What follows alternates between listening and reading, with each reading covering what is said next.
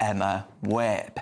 Now, folks, you know the drill. Each host outlines their arguments about a chosen topic. Then we all pile in, and it goes downhill faster than a Tory cabinet member's career prospects. And, of course, we want to know your views as well. Please do send them in. Post your comments by visiting gbnews.com/your say. And don't forget to get your questions in for Ask the Five. No topic is off limits. But before we start tearing each other apart, it's your Saturday Night News with Tatiana Sanchez.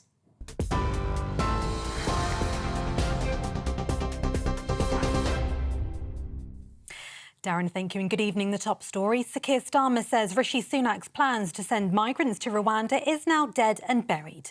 Speaking after the first meeting of his new cabinet, the Prime Minister ruled out the controversial scheme, which had failed to deport a single migrant. He also said Labour's election victory has given them a clear mandate to govern in all four corners of the United Kingdom. Look, the Rwanda scheme was dead and buried before it started. It's never been a deterrent. Look at the numbers that have come over in the first 6 and a bit months of this year. They're record numbers. That is the problem that we are inheriting. It has never acted as a deterrent, almost the opposite, because everybody has worked out, particularly the gangs that run this, that the chance of ever going to Rwanda was so slim, less than 1%. The leader of Reform UK, Nigel Farage, has reacted by claiming Labour will struggle to deal with the issue of illegal immigration. Well, he said he would do it. At least he's kept a promise, I suppose. Look, Rwanda was never going to work. What Keir Starmer is proposing, which is to, tackle the gangs, well, frankly, the last government were doing that for the last few years. It's not going to work. At the minute, it's wild and windy, but we do have some pretty strong first-hand accounts that as soon as we get a calm spell, they'll be crossing the English Channel in their thousands. And let's face it, Keir Starmer does not have a plan to deal with it. Former Chancellor Jeremy Hunt has ruled himself out of standing for the Tory leadership. When asked, he told GB News that the time has passed. He managed to hold on to his seat, Godalming and Ash, and has previously tried twice to become Conservative leader. Meanwhile, Suella Braverman has failed to rule herself out, simply saying that there were no announcements.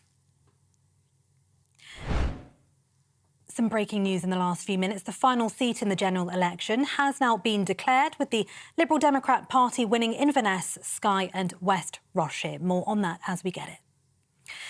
To other news now, police in Tenerife say Jay Slater's family can bring in their own search and rescue teams to look for the missing teenager. The 19-year-old went missing on the 17th of June after setting off on a walk back to his accommodation in Tenerife, a journey which would have taken him around 11 hours. Police called off the official search last week, but Slater's mother says they will stay on the island to look for him. In the United States, President Biden is refusing to take a cognitive test to determine if he's in mental decline. In an exclusive interview with ABC News anchor George Stephanopoulos, he also dismissed calls for some Democrats to step aside and let a younger candidate take on the Republican Donald Trump. Biden's been attempting to defuse the political crisis over his shaky debate performance. He claims he simply had a bad night. Have you had the specific cognitive tests, and have you had a neurologist, a specialist, do an examination? No, no one said I had to. No one said, they said I'm good. Would you be willing to undergo an independent medical evaluation that included neurological and cognitive tests and release the results to the American people? Look, I have a cognitive test every single day. Every day I have that test. Everything I do. It was a goalless first half for England as they take on Switzerland in the Euros football tournament. The Three Lions had some good chances in the first half, though, mainly through Arsenal's Bukayo Saka's right channel. Gareth Southgate's men looking for a spot in the semi-finals. Switzerland haven't beaten England in the past 13 attempts since 1981. The second half is now underway. And the Princess of Wales has paid tribute to Andy Murray, saying he should be so very proud after he missed out on a final match at Wimbledon. The former world #1 Murray's Wimbledon career is now over after Emma Raducanu pulled out of their mixed doubles clash with stiffness in her wrist. The 37-year-old Scot made his final appearance at the All England Club on Thursday when he lost alongside older brother Jamie in the men's doubles. He'll head off on holiday now with his family before preparing for the final event of his tennis career at the Olympics in Paris. And those are the latest GB News headlines for now. I'm Tatiana Sanchez. More in an hour. For the very latest GB News direct to your smartphone, sign up to News Alerts by scanning the QR code or go to gbnews.com/alerts.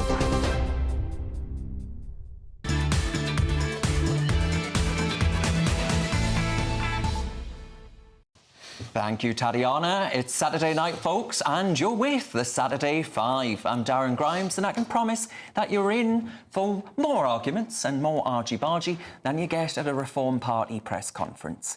We're going to crack on with tonight's first debate.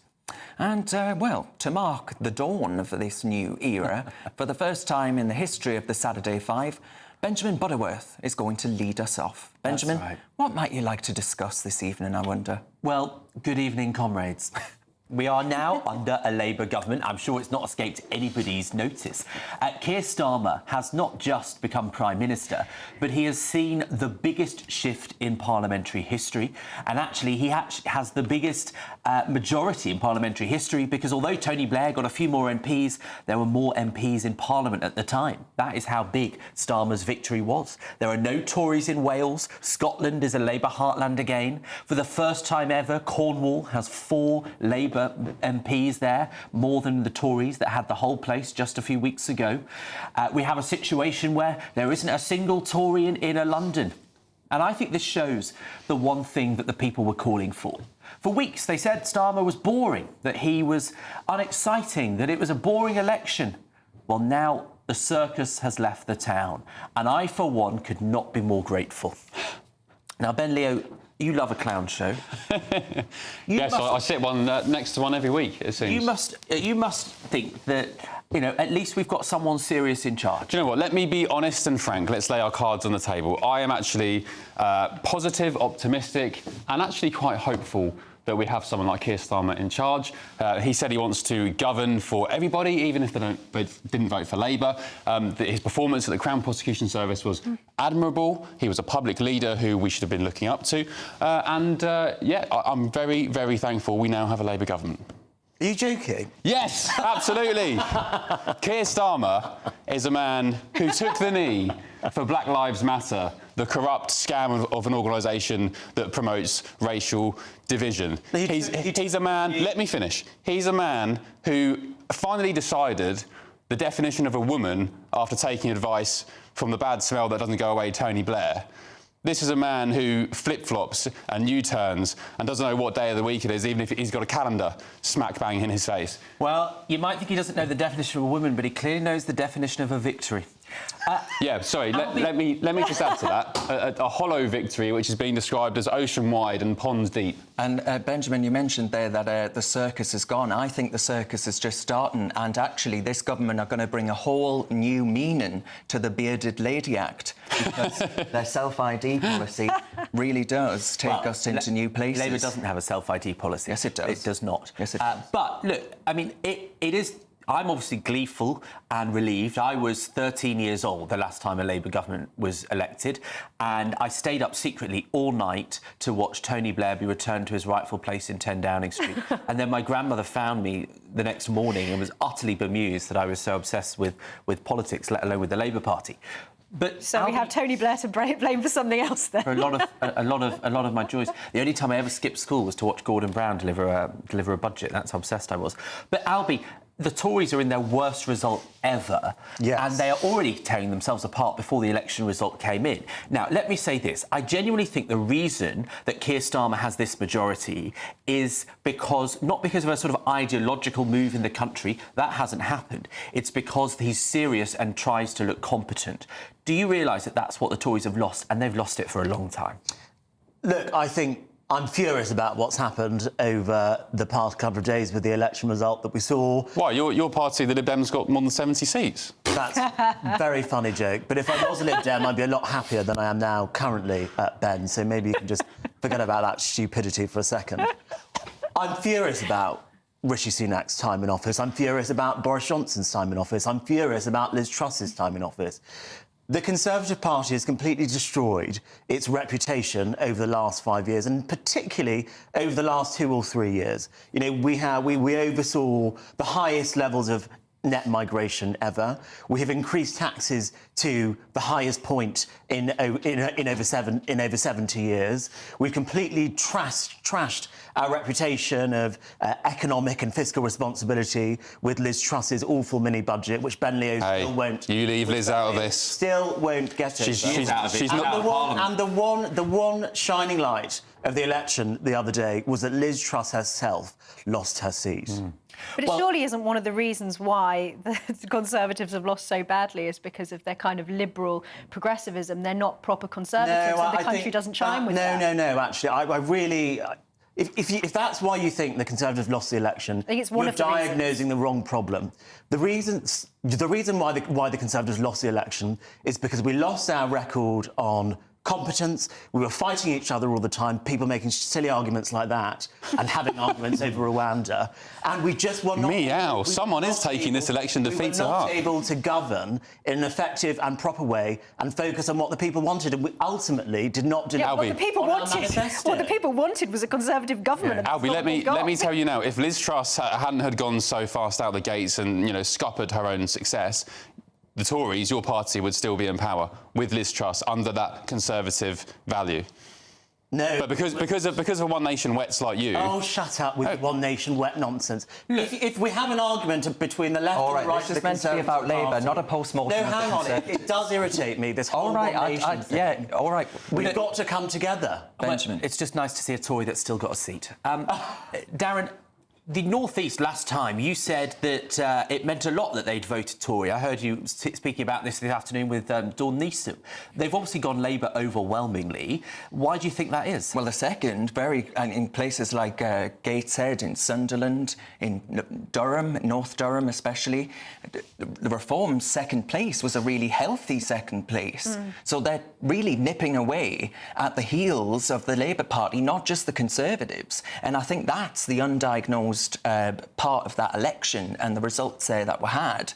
I think Labour have also got to fear reform, not just the Conservatives. Yeah, I mean, even the fact that, you know, the reform vote share was so high, higher than the Lib Dems who got more seats, I think it shows that actually what the people want is a Conservative government, but they don't have any viable options. Yeah. They voted for reform. Reform have got some seats, but they don't have the chance of actually having a proper Conservative government. The Reform vote share is no higher than UKIP's was in 2015. Right, we'll have to leave that one there. Up next, though, well, who is up next? I believe it's me, Darren. So, yeah, in the aftermath of the Labour election victory, I was curious to see the response of all, the mainstream media, the left-leaning media, the Twitterati, the Chatterati, all the media classes. And actually, the fawning over Sir Keir Starmer, the cabinet appointments, left me stunned, if not quite embarrassed for them. So I think we've got some clips ready. This is the BBC's Andrew Marr talking about, well, take a look. Talking about sensible government just hours into Sir Keir Starmer's tenure. Have a look. You look at the chaos going on the continent, particularly in France. You look at the chaos likely ahead in the United States.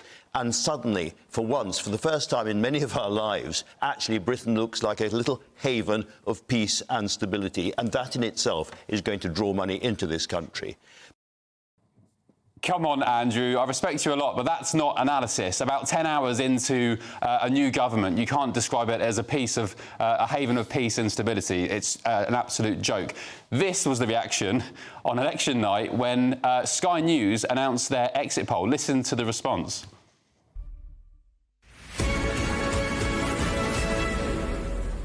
Oh. Whoa. Oh. My God.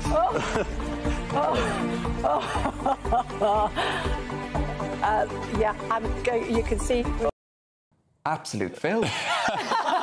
you could have been, guys, mistaken. If you were listening on radio, at least, thinking you were tuning into something a bit more... Covered your kids' ears. a bit more X-rated. And just a couple more things. These kind of tweets online. This is left-leaning campaigner Marina Purkiss, who said that on the appointment of a cabinet minister yesterday, she almost, or did, cry tears of joy. What does it say there? Can you say that, Darren? I can't. My eyes aren't that good. It brings a tear to the eye. Ed Miliband, the Cabinet Minister for Net Zero and Energy Security, she said, "This brings a tear to my eye." One more from Ian Dunt. She talks about decency, restoring decency. One more from clearly left-leaning journalist Ian Dunt, who posted something similar. Have we got that? Maybe not. No. OK, well, look, the general consensus is that this government's been in less than 24 hours, well, just over that now, and already the media can't hide their excitement. It's pathetic, it's embarrassing, and for people like Marina Purkiss, Carol Vorderman, they're not here to defend themselves, of course, but I just wonder if they're going to keep up the same level of scrutiny and hysterics, let's be frank, that they did the Tories over the past couple of years. Yeah, it says there the grown-ups are back in charge. I mean, if Benjamin Butterworth's happy, I don't think that can be remotely true. It looks like a sort of, I think it looks like the supply teacher coffee room, not the cabinet room. Well, maybe you find the most state-educated cabinet looking like that, but I think it's something we should be proud of. I don't know how you dare, Mr. Halsey. What do you mean by state-educated looking people? No, it's the most state-educated cabinet they've ever had. Who cares where they're from? I don't give a damn. 87% went... But why does anyone care where they're from? What their skin colour is, who they want to sleep with, where they went to school? Who cares? Well, are they capable of the job or not? Well, I care that it looks like the country, and I think they'll do a better job than people where half the cabinet almost went to Eton at one stage, which was absurd. Now, when it comes to the media reaction, look, the fact that well, that was not positive. You know, Andrew Marr saying Britain looks like a haven of peace is a perfectly reasonable analysis. Oh, He's not saying that that Britain has fundamentally changed. That we look like a stable democracy when some of the other countries are in periods of a cabinet full of people like David Lammy, who called Donald Trump when he was US president a Nazi sympathiser, a racist and whatever else. Angela Rayner, who liked to call the opposition scum. The education minister, who said that biological men with penises can still be in women's toilets. I think it's a real insight into the elite delusion that that is where immediately where they we're already living. I think you misunderstand the comment that Andrew was making. Actually, what he was saying was that compared to other Western liberal democracies where there's a lot of upheaval, whether or not that is in France, whether that is in the Netherlands, whether that's in Germany, whether that's in Italy, whether that's in the US, and we'll come on to this when we talk about proportional representation later. Because of the large majority that Keir Starmer, the Prime Minister, has got, the UK is more politically stable, as a matter of fact, than other Western liberal democracies at the moment, and that's the point. Well, hang on, because I think actually the honeymoon period is going to be over pretty damn quickly, and I think that'll be over Gaza. That's going to rattle on. I think there's going to be a lot of dissenting voices there. I think there are going to be arguments had about immigration and any moves to tackle immigration because they'll be seen as unkind and all these other watchwords of the moment. I think actually this stability that you speak of, Albie, will be very short-lived indeed. One thing Sir Keir Starmer does have, he's going to be gifted some very favourable economic gifts. So inflation's coming down. The Bank of England are going to be reducing interest rates probably next month. In turn, that will reduce mortgage payments for millions of people. The cost of living's coming down. None of his doing, of course. This is all the work of the Tories, but he'll take the win. The political advantage that they have is that it's going to be easier for them to reform the NHS because they don't have the political baggage of the Conservatives. That. I really do. That would be one place I agree with them. As soon as they have to meet reality, whether it's dealing with immigration and trying to do that without leaving the ECHR, they're going to face all sorts of practical problems when they actually have to govern. They've been in office for one day. All right. Can I just point out, immigration is also going to fall quite considerably because things like Ukraine and Hong Kong, which was a big chunk of the numbers,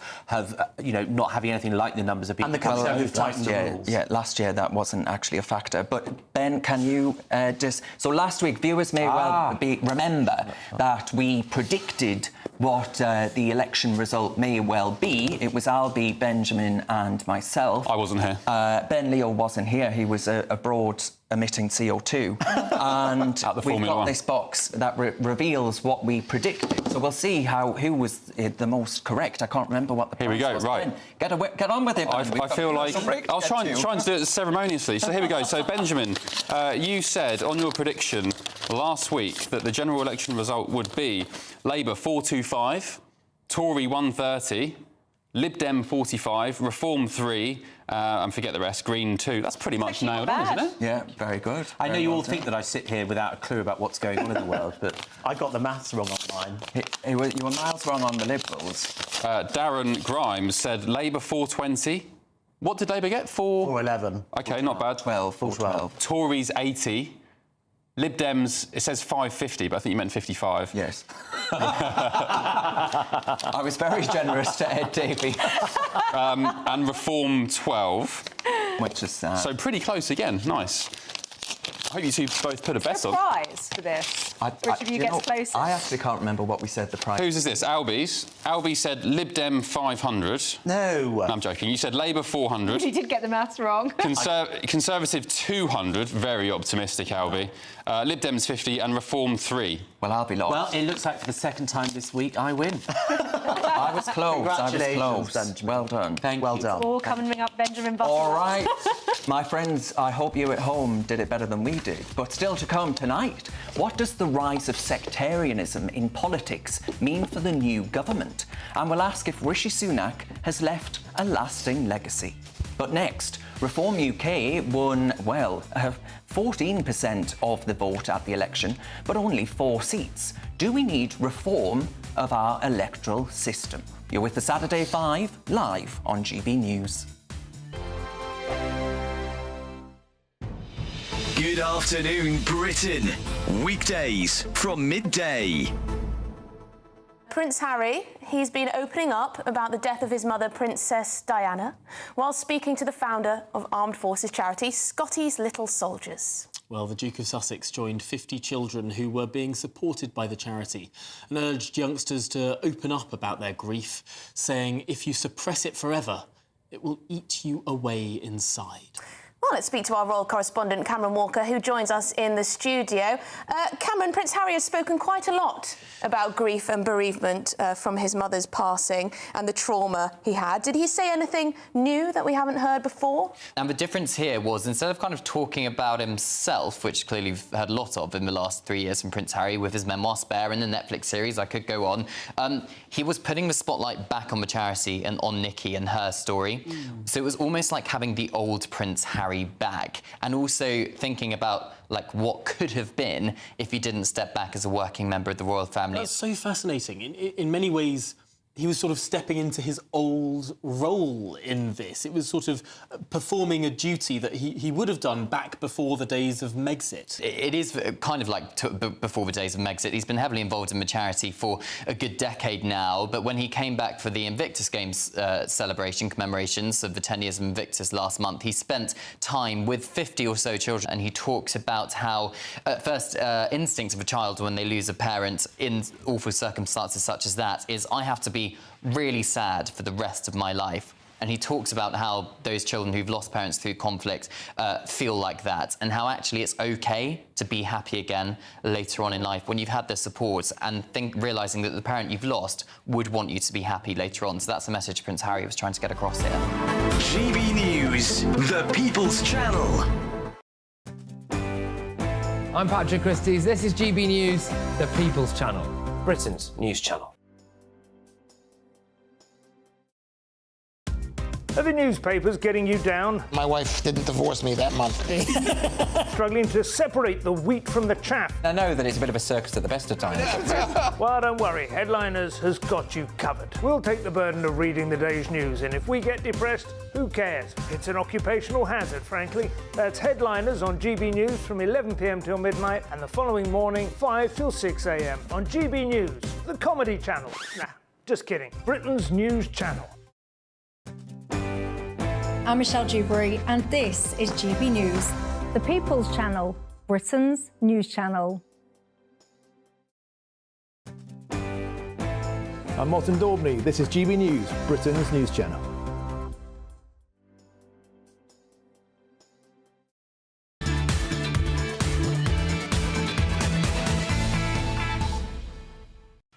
Welcome back to the Saturday 5. As always, thank you very much for your messages about the show. Mike says, still haven't figured out which is more boring, Starmer or English football. Well, That's a good one. Still 0-0, of course, between England and Switzerland, by the way. Alex says, wow, how biased is this panel? What a lot of sore losers. Gosh. I agree. Well, Ernie says, if 34% of the vote is an historic win, what would 52% of the vote be? Given the Brexit vote. Indeed, indeed, indeed. Now, though, it's time for our next debate. I'm going to abuse position of the chair to lead off this next segment. Now, Labour, without even cracking 50% of the popular vote, it now holds a Soviet-style majority in the House of Commons. President Putin, he's looking on with envy. They grabbed 34% of the vote, yet secured nearly 3/4 of the seats. The Lib Dems got 12% of the vote and 11% of the seats. But Reform UK, with over 4 million votes and 14% of the vote share, secured a measly 1% of the seats. We're told that our first-past-the-post system brings stability. Well, I tell you what, this isn't stability. It's an electoral dictatorship where the Uni Party, which are two cheeks of the same ugly old behind, are protected. The Conservative and the Reform vote together actually secured a higher share of the vote than Labour alone, yet their seat share doesn't reflect this. So I say first-past-the-post is breeding voter apathy, disillusionment and disempowerment. It really, really is time for reform. Now, Ben Leo, I don't know your position on proportional representation. Do you agree with me that this election was totally stacked against the public? Yeah, I agree with you. There's a uni party, you've got the Conservatives, you've got Labour. Every decade or so, they'll change colours, but really it's the same team behind the scenes, just a different manager. And the fact that Reform and even UKIP back in the day can get 4-5 million votes and a paltry number of seats in Parliament is nothing short of a scam. So Reform in name, Reform in nature. Hopefully people, you know, like the Lib Dems, the Greens perhaps, will get on board with Reform over the next 5 years and really push again for another vote, because I know we had one in 2011, which was, at the time, rejected. All right, here we go. I'm throwing myself into the lion's den because everybody else disagrees. Emma, I'll start with you. No, we don't normally disagree with each other, do we, Darren? No, I understand the arguments for it, because time and time again we do see, you know, you get a large vote share and it doesn't translate into seats, and it seems obviously unfair that the Lib Dems should get so many seats with less votes than the Reform Party, the disparity being so huge between 5 seats and over 60 seats. But at the same time, I think for me, the issue with PR is that, firstly, when you look at the way that it functions in other countries like the Netherlands, you don't always end up with the most democratic situation, because you end up with all sorts of coalitions, and sometimes it's the smaller parties going into coalition against the party that more people voted for. And also the other aspect of this is that it has a constitutional basis in our country's history, and so I think having the representation of a particular area is very important to making sure that the vote is actually tethered to the people rather than just being sort of like on a list where whoever gets. But for example, when I lived in London, right, I lived in Battersea, and I had written to my MP a couple of times when I was unfairly chased by the Electoral Commission, which you well remember, and no reply whatsoever. How is that a connection to my constituency? Is that link not broken? A lot of viewers at home might not know who their MP is. But the point is that it would make it worse. So actually there are some bad constituency MPs. I've experienced bad constituency MPs who don't really care very much for the people that they're supposed to represent. And you get this more and more in Parliament where MPs will want to represent a certain issue, like Gaza, for example, rather than focusing on their local area. But that's a problem with first-past-the-post working properly, not a problem with first-past-the-post as such. And I think proportional representation, particularly if it's done badly, has the potential to make the situation even worse and to make it less representative, not more. Albie, I hear the argument about what the other European countries look like. Israel would be another one where proportional representation creates divisions within parties that are trying to form these coalitions, etc., etc. But many would argue, well, hang on a minute, we had that in 2010. We actually arguably had it in 2017 as well. Britons are already voting like we have proportional representation. I'm not sure what makes you think Britons are voting because, like, we already had proportional representation. Look, what I actually thought the coalition government in 2010 to 2015 was probably one of the most effective governments of the last 10 years, to be honest, certainly on cutting taxes and reforming You're playing education into the Lib Dem hype, Albie. But it was, these are just facts, it was more right-wing than the Conservative government after the coalition. So, but the point on political stability is an important one, because these coalition governments that come into power in countries that have more proportional systems like Germany, like Italy, like Spain, it takes months for them to form a government. So we could have had an election whenever it was on the 4th of July. It could have taken months in order for the coalition partners to come together and form a government. All of this political instability, the constituency link point that Emma makes is a very important one. And actually, what we get with first past the post are one-party, strong, stable governments compared to coalition governments with lots of instability, which aren't necessarily reflective Well, of what again, people voted for 2010 and initially. 2015. But, Benjamin, I wonder, a lot of the viewers may well be of the view, well, I want the men and women that I voted for in the room saying to the government, this is the direction I think you should go in, holding their feet to the fire within these coalition setups. Would that not be more democratic than the current setup where we've got 34% of the vote and all those seats, 3/4 of the seats? So this might sound peculiar at first, but I think the Labour results shows you the power of first past the post. Because although you can simply look at the percentage and say, well, is that fair? And it is actually the same, roughly, just slightly better, I think, than what Jeremy Corbyn got a couple of years ago. The difference is that back with Jeremy Corbyn and arguably with the way Nigel Farage does politics, you have these ideologues that pile up votes in inner cities, in the case of the Labour Party, and the same people that think in the same way. The reason that Labour got 410 seats this time, not 202 seats, is because Keir Starmer's votes were stretched across the country. He had to reach into Middle England. He had to reach a lot of white working class people who'd left the Labour Party in recent elections. And that was because of first past the post. If we had PR, then Jeremy Corbyn, certainly in 2017, could have got much closer, if not take power. And I don't think that's good, because this forces a political party to reflect the breadth of the country. I'd also say Emma's absolutely right about the constituency link. Truly, I hate to say it.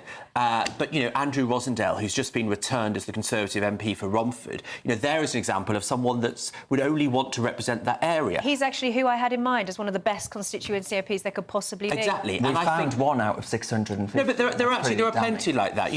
A lot of politicians aren't grand careers. All right. And I think we're better off for that system. Okie doke. I'll leave it to the viewers to decide. What do you think? Do let us know. But still to come tonight, Rishi's reign is over. How will it be remembered? Let me know what you think on that. Next of all, though, pro-Palestine MPs have become the 6th largest party in Parliament. How much of an issue is this set to become? They're, of course, independent MPs. You're with the Saturday 5 live on GB News.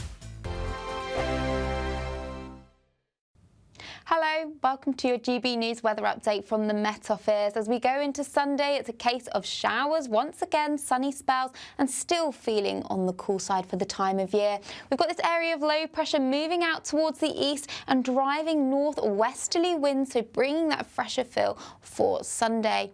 But it's turning dry across parts of England through this evening with some late evening sunshine. Clear spells elsewhere, but a few showers mainly coming into western parts of England and into Wales and northwestern England as well. But still, temperatures around 10 or 11 degrees, but under the clearest skies across Scotland could dip down into the mid-single figures. So to start Sunday morning then, we've got plenty of showers coming in towards the southwest of England into Wales. These could be heavy at times as well. Driest further towards the east with some bright sunshine here, but some heavy showers, possibly thundery across northwestern England as well. Sunny spells, scattered showers across Northern Ireland, but drier but fresher to start on Sunday morning across parts of Scotland, with some outbreaks of rain across Orkney and Shetland. As we go through Sunday morning and into the afternoon, those showers will continue to push their way eastwards, turning heavy at times and becoming more widespread as we go through the day. Could turn thundery at times across southern parts of Scotland, northern England and central England as well. But we have got lighter winds out there compared to today, so that will help lift the temperatures just slightly, perhaps feeling a bit warmer, 19 or 18 degrees, but a little bit warmer in Scotland too. A fresh start to Monday morning, plenty of dry weather first thing. We'll start to see some showers breaking out across the northern parts of England and Scotland, but another area of low pressure towards the south, bringing cloudier skies and outbreaks of rain. And that sets the scene really through Monday, Tuesday and Wednesday with outbreaks of rain, temperatures generally around average. I'm Andrew Pearce. This is GB News, the People's Channel, Britain's news channel. Hi there, I'm Michelle Dewberry and I'm going to take a second to tell you all about my show, Dubes & Co. We start off with the issues of the day. We then bring in both sides of the arguments. We get rid of the disrespect. And then you throw me into the mix. And trust me, I'll tell it exactly how it is. And then, of course, the magic ingredient, you at home. We mix it all together and what have we got? In my opinion, the best debate show in town. Monday to Friday, 6 till 7 on GB News, Britain's news channel. I'm Mark Dolan and this is GB News, the People's Channel, Britain's news channel. I'm Tom Harwood. This is GB News, Britain's news channel.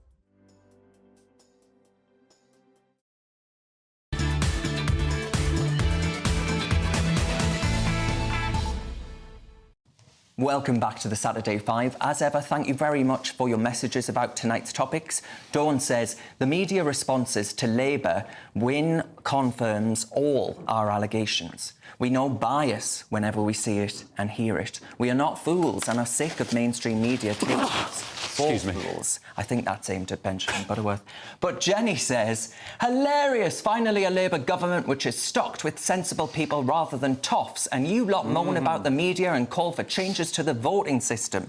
And then there was a very good email I just clocked from Marianne, who says you effectively get a coalition already with First Past the Post, Liberals doing backdoor deals with the Labour Party. What is the difference?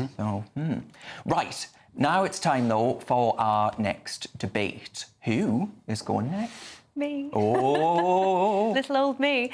Well, some of you may remember that back in March, George Galloway, when he won his seat in Rochdale, said that the next general election would be about Muslims. And I think many people seem to have forgotten that, but the statistics from the polls actually very interesting. Labour's vote is down an average of 23 points in areas where Muslims make up over 20% of the population.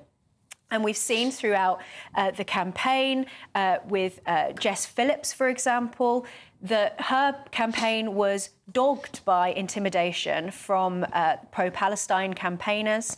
And we'll throw to a clip of that shortly. But first, just to go through some of the seats that have gone to the independent pro-Palestine, pro-Gaza campaigners. We've now got MPs in Perry Barr, Leicester South, Blackburn, the new constituency of Dewsbury and Batley. No surprise there, perhaps, because that's, if you remember, where the teacher is still in hiding after showing a cartoon of Muhammad in a school lesson.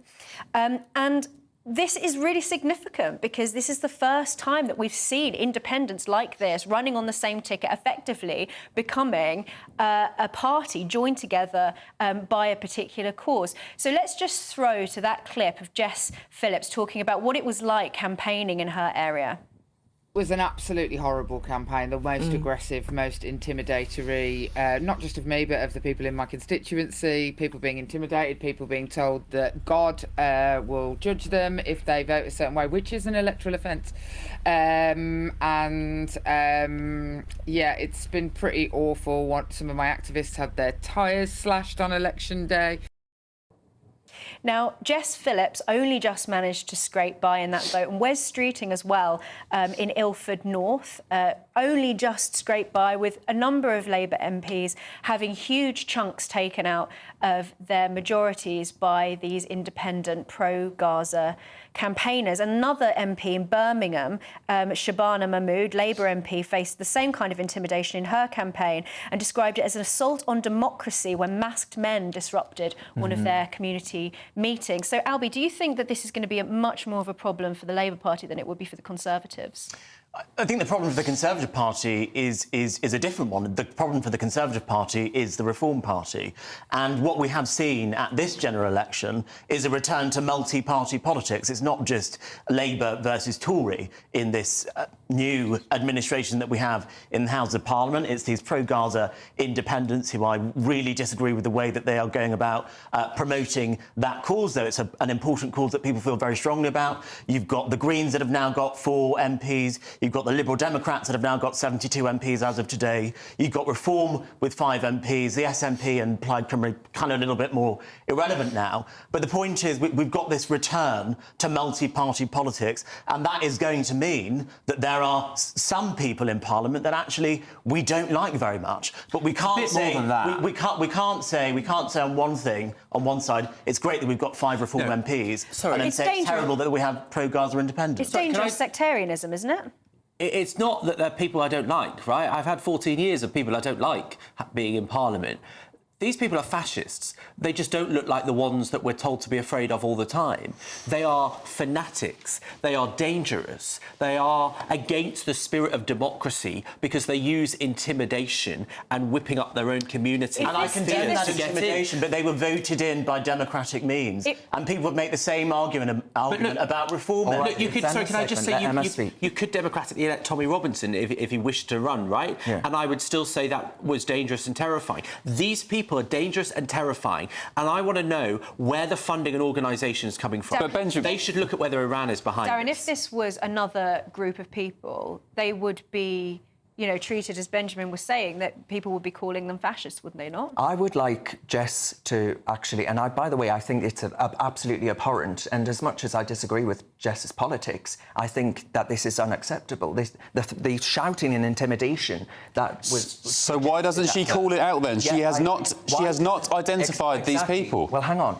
Why doesn't she identify the threat to democracy? And I think she needs to actually call it out, because this is what is happening throughout our country in Muslim populations around the country. And I think actually she's got to be able to call it out. They've made their bed, so they've got to lie. And do you know what? People like Jess Phillips, I feel... Yeah, in terms of multiculturalism, arguing for multiculturalism, not judging other people's values and so on, and then when these anti-democracy protesters... These people are to blame. People like Jess Phillips, who can't even call out the kind of people who are abusing her. People like Jonathan Ashworth, who lost his seat. No.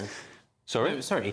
No, yes, Jonathan Ashworth, he denied there was even a problem with sectarianism or multiculturalism. And you... Well, this is very different to Benjamin, multiculturalism. There are many millions of people... You sit there week after week advocating open borders, and then a minute later you say, oh, hang on a minute, what's going on here? We've got some pretty unsavoury types in the country. Open borders. Yes, you do. There are the vast majority of people in this country, of which there are many, many millions, who are of ethnic minority or recently from another country, are not like these people. Benjamin, there are swathes of this country, cities and towns now who are full of these people. Don't try and blame Jess Phillips, a woman who has just took on what sounds like a horrific fight against these people and won. I agree. And was really gutsy in her acceptance. She's not gutsy enough to call it out. Isn't it worrying, though, that her majority has been cut down to 700 votes? Like, they've taken a massive chunk and she out of her said, majority. did she not? She said in her response to the guy shouting at her election count, she said, you might want to shout down a woman. And I wanted to say, well, Jess, why is it they want to shout down a woman? What is their problem with women? You do think it's a little bit hypocritical, isn't it? Because they are not the people who stood up for Muslim women when Muslim women are being oppressed. Can I quickly say one thing? Most of the people they defeated were Muslims, right? They evicted the first Muslim elected in this country who was pro a ceasefire. It's not good enough to say this is Palestine. Khalid Mahmoud, that MP that was thrown out, he said this isn't about Palestine, this is a fig leaf for extremism within that community. All right, we'll leave that there. Still to come tonight, we'll hear from a supermodel who was cancelled, and former Tory MP Steve Baker will be here to tell us what next is for the Conservative Party. But next, it's all over for Rishi Sunak as Prime Minister. Has he managed to leave behind any sort of legacy? You're with the Saturday 5 live on GB News. That break. Good afternoon, Britain. Your lunchtime update on the stories that matter across the UK. From breaking news and insightful analysis, inspiring stories and lively debates. You're comparing yourself to a former Prime Minister. Which is it? Stay informed, stay updated, stay entertained. I just don't know how anyone would not want to be there. Every weekday from midday. We are Good Afternoon Britain, only on GB News. Britain's news channel. Britain's Newsroom. Weekday mornings from 9:30. He fell into a coma. His family, of course, absolutely distraught. Because Turkey is outside the European Union, it therefore doesn't count under the Global Health Insurance Card scheme, which means that he is liable for these costs, and the family say that he's being held there for until they pay at least half the £41,000 that is owed. One of our viewers here saying their premium, because they have health conditions, can be as much as £1,000. But if they're going to go overseas to, as you say, a non-EU country, they still should take it. That's the message here, isn't it? Don't take the risk. Absolutely. Now, if you do have lots of pre-existing medical conditions, or you're an older person, my lovely mother-in-law is going to be 95 this week. She's still travelling, but only within Europe, and only because the cost of insurance is going to be many times the cost of the trip. And she just thinks, OK, well, I'll get emergency medical treatment free if I'm in the European Union and I've got that GHIC card. But beyond that, absolutely not. It's not worth the risk. You have to have your card, do you, Simon, to get treatment within the EU? You should just apply for that online. You should certainly apply for it online. Don't go to any of the scam sites that want to charge you money for it, because it's a free card. But actually, if you haven't, it's absolutely not a huge problem. Yes, you have to go through a bit of rigmarole, or at least your family do, to sort it out. But in general, if you go to a public hospital, they will treat you first and ask questions later in the European Union. And if you're a British resident, you should get it for free. Even if you forgot to get the GHIC card, they will sort it out eventually. Britain's election channel. GB News, the People's Channel. I'm Patrick Christys. Every weeknight from 9, I bring you 2 hours of unmissable, explosive debate and headline-grabbing interviews. What impact has that had? We got death threats and the bomb threats on. As time passes, She could have saved Storm. you made my argument for me. My guests and I tackle the issues that really matter, with a sharp take on every story. Went everywhere. Something practical could be done. Or I can become something different. Patrick Christys tonight from 9 p.m. only on GB News, Britain's news channel.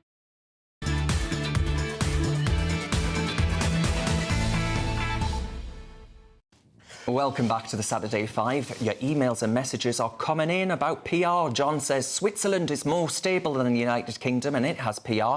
Germany has a few problems forming a government. Yeah, I think there are examples that we can replicate or even come up with something a little bit different. Who knows? Now, though, it's time for our next debate. Who is up next?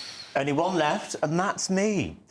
Rishi, what a disappointment you turned out to be. You had it all when you were the Chancellor. You had good looks, you were giving everyone money with furlough, you had this cool, calm and competent demeanour about you that everyone was quite excited about. The country sighed a sigh of relief when you took over from Liz Truss in October 2022, and then you threw it all away. You called a general election 6 months earlier than you had to and lost it. Monumentally. You made stupid decisions, like trying and failing to ban smoking. You cancelled the northern leg of HS2 and totally abandoned the notion of levelling up. And that led to your historic defeat this year. What will your legacy be? I'm just not sure. But you've actually been so bad in office, I'm now convinced that you were a diversity hire. Oh. Leo, do you agree? I didn't expect that. I wasn't expecting that either. Well, you sound like Keir Starmer opening his speech yesterday, saying, you know, he was the first British Asian PM, and what a great testament it was to his, his ambition to get through that. But look, I'll be saying the opposite. You said there that the country breathed a sigh of relief when Rishi Sunak was, ushered in a coup to become Prime Minister. No, they didn't. I don't know what country you were in, but the members, the real world. The members didn't vote for Rishi Sunak. I didn't say the members. I said the country. And actually, we're not just talking about the Conservative Party here and Liz Truss fanatics. Albie, even the Tory party members didn't want Rishi Sunak. He had very positive favourability with the general public if you look at all polling in October 2022. Look at it, it's a fact. Maybe you didn't like him, but it's true. But the problem was, he then threw it all away afterwards. So do you agree that Rishi was so bad in office that maybe he was a diversity hire? No, I think you're being ridiculous. I think the Tories threw it away. It wasn't Rishi Sunak. Rishi Sunak, actually, I think, was fairly fairly competent and capable in the last sort of 6 months or so. He was picking up the messy pieces of what lay before him. The Tories threw it away when they got rid of Boris Johnson. All those new MPs Boris helped get elected, they stabbed him in the back. He was the same thing all over again. He's just a continuity candidate. Exactly. To do with diversity. They just wanted somebody who was exactly like everything that came before, not a Conservative. You say that Rishi Sunak was good-looking and handing out money. I think you confuse wanting a sugar daddy for wanting a prime minister.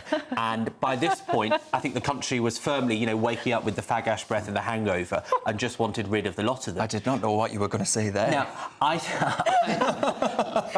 This segment's really taken a turn. I think the question of what is his legacy is a great one, because I genuinely don't think he has a legacy.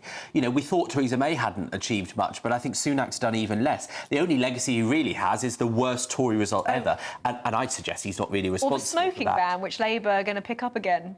So everybody breathed a sigh of relief that they were going to be allowed to smoke. What's quite frustrating for me is that his election campaign was so bad, everyone has actually forgotten that he got small boat crossings down by a third. Everyone has actually forgotten that he did actually cut taxes, that he has made immigration rules more strict, that he did solve the Northern Ireland issue. So how was he a diversity hire then? Because you're saying he was actually good. No, I'm saying he was so bad, the election campaign was so bad, we forgot about any of the positive things that he did. But Albie, the Conservatives were finished long before Rishi Sunak even came into office. And I don't want to keep going on the same point at you, but it was Tories like you who ignited this whole bonfire with Boris Johnson. It didn't matter who followed after Boris. The whole thing was a betrayal of that 2019 vote, a betrayal of the Red Wall voters, of Brexit, the plans to get Brexit done. Which Prime Minister was it that we saw immigration go up to record highs? Well, he betrayed us, I agree. I agree with that. Boris Johnson. Boris Johnson. Darren, do you think Sunak's legacy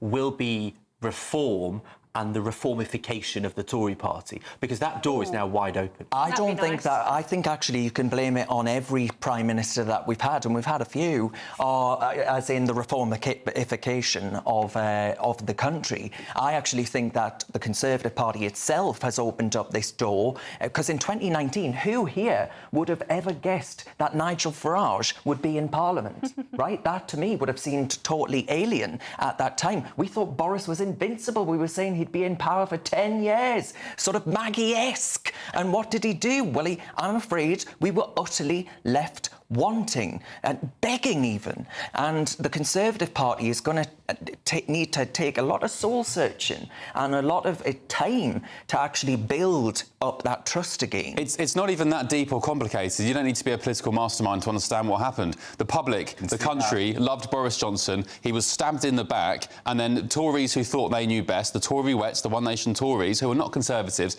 at all, and there's no fibre in their being which is Conservative. And you just don't know what you're talking about. You literally don't know what you're talking about. Albie, your party has just been obliterated at an election. Who was the first cabinet minister to stab Boris on the back, in the back on television? Rishi Sunak. Suella Braverman. She did it on Robert Peston. So get your facts right before you say it's Tory wet that brought down Boris Johnson. The whole Tory party overreacted by ousting. Albie, your party. That's the wets and the dries Albie, together. You sound a bit like the Corbynites, who were like, Corbyn wasn't left enough. OK, right, we'll leave that there. What sense is that? Loads more to come tonight on the show tonight, including big interviews with cancelled supermodel Jason Morgan and former Tory MP Steve Baker on what the future holds for the Tories. Now, plus in Ask the Five, Bunch of Five even, Noel Gallagher has kicked off. Find out more after the break. That warm feeling inside from Boxed Boilers, sponsors of weather on GB News. Hello, welcome to your GB News weather update from the Met Office. As we go into Sunday, it's a case of showers, once again sunny spells, and still feeling on the cool side for the time of year. We've got this area of low pressure moving out towards the east and driving northwesterly winds, so bringing that fresher feel for Sunday. But it's turning dry across parts of England through this evening with some late evening sunshine. Clear spells elsewhere, but a few showers mainly coming into western parts of England and into Wales and northwestern England as well. But still, temperatures around 10 or 11 degrees, but under the clearest skies across Scotland could dip down into the mid-single figures.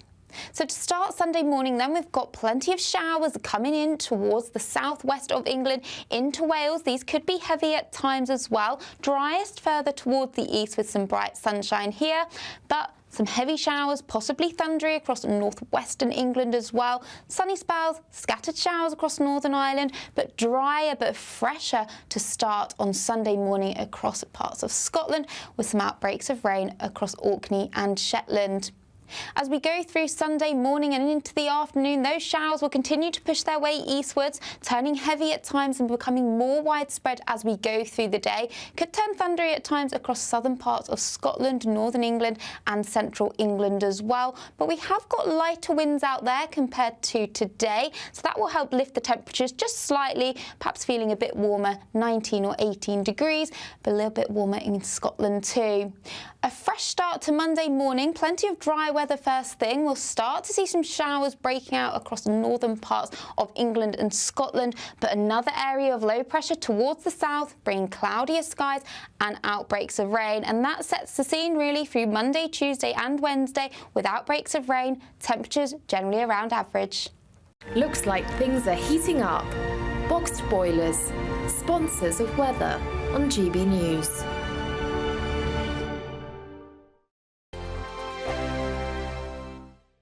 Summer could be a scorcher, with your chance to win £30,000 cash, our biggest cash prize to date. It's totally tax-free, which means you get to spend every single penny however you like. What plans would you make with an extra £30,000 cash in your bank account? Take your family on the ultimate holiday, buy that treat that's always seemed out of reach, or just put it in the bank for a later date. However you'd spend it, make sure you don't miss out. For another chance to win £30,000 in tax-free cash, text CASH to 63232. Text costs £2 plus one standard network rate message. You can enter online at gbnews.com/win. Entries cost £2. Or post your name and number to GB07 PO Box 8690 Derby DE1 9TT. UK only. Entrance must be 18 or over. Lines close at 5 p.m. on the 30th of August. Please check the closing time if listening or watching on demand. Good luck. GB News Breakfast. Every day from 6 a.m. Question is... should our museums stay free for everyone and anyone, or should we be charging our tourists? So many of the artefacts are from around the world, stolen actually. I think it's almost to add insult to injury to ask people to pay to see the artefacts that were taken without their permission. One of the things that the museum set itself up for is a kind of World Heritage where you can see the stuff they took from your country free of charge, because the British state's willing to do that. Is one of the reasons why we hold on to many of the artefacts from around the world instead of giving them back. I mean, that's a noble argument, Wayman, but none of the other countries in the world that also contain artefacts from all over the world indulge in that, do they? We still have to pay to see anything that's come from the UK that might be overseas? No, but the absolute truth is that we've stolen a lot more over many more years than anybody else, because we're a very, we had a very, very big empire, and during that time, taking things from other countries without their permission. And I think our wonderful country, the United Kingdom, is the cradle of modern civilization, not of the ancient world, but of the modern world. You know, for centuries, we've contributed things to the world which has spread out around the world, and the influence that we've put upon countries around the globe has been massively significant. I think it's a privilege for people to be able to come to this country and track the history of our country through our museums. I can't understand why they've ever been free. The upkeep of museums runs into hundreds of millions of pounds a year. Somebody's got to maintain them and keep them good. Somebody's got to go around the world and collect the artifacts which are in our museums. And I've always have the adage in life, if something is free, it's probably not worth having. The People's Channel.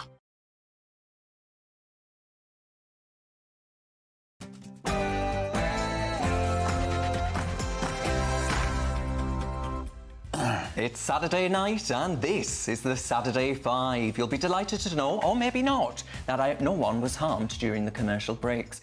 I'm Darren Grimes, along with Albie Amoncona, Emma Webb, Ben Leo and Benjamin Butterworth. We've got plenty more to come tonight, including big interviews with the US supermodel who was cancelled over his right-wing views, and Steve Baker, former Tory MP, on what the future holds for the beaten Conservatives. Plus, what's likely to be a heated debate between Albie and Ben in our Saturday scrap, locking horns over the merits of England manager Gareth Southgate. It's 7 p.m. and this is the Saturday 5.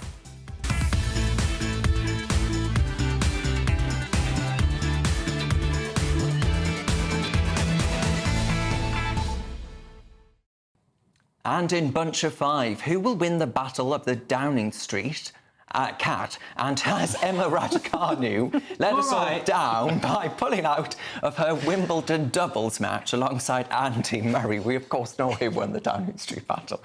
Then we'll be answering your questions in Ask the Five. Please do send them through to gbnews.com/your say. But first, it's your Saturday night news with Tatiana Sanchez.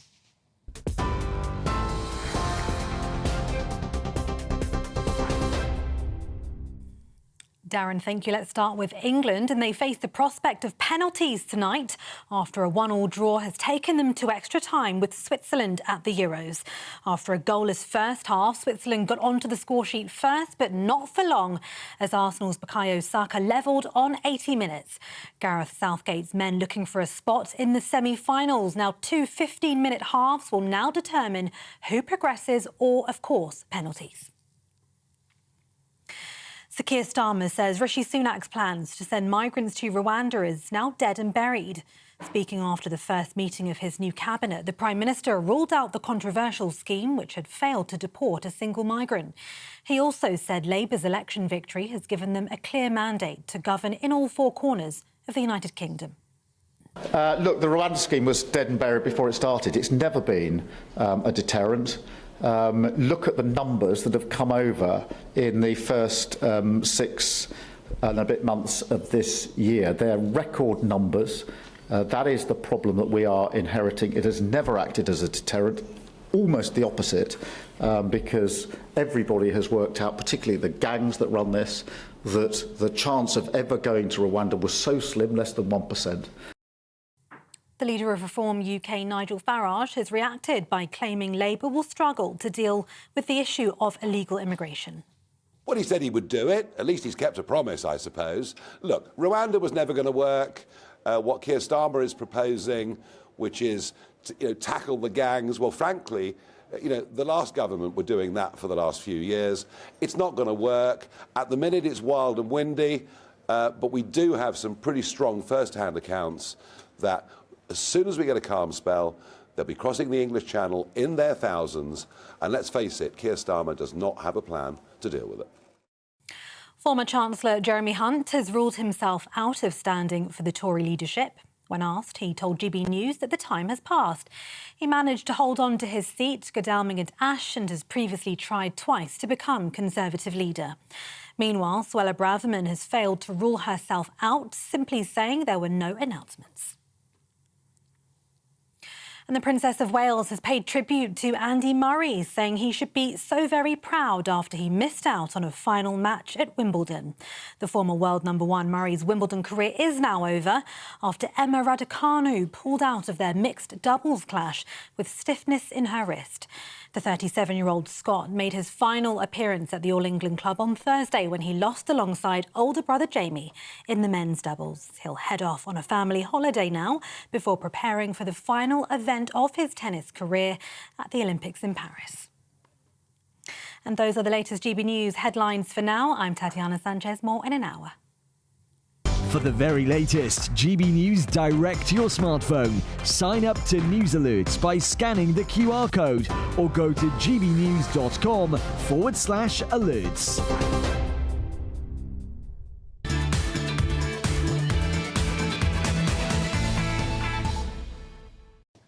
Thanks, Tatiana. It's Saturday night, folks, and you're with the Saturday Five. I'm Darren Grimes, and I can promise that you're in for another very lively hour. We're going to crack on with tonight's first big interview. We've got two tonight, a real treat. In an industry dominated by women, Jason Morgan was once one of the few men who genuinely deserved the title supermodel.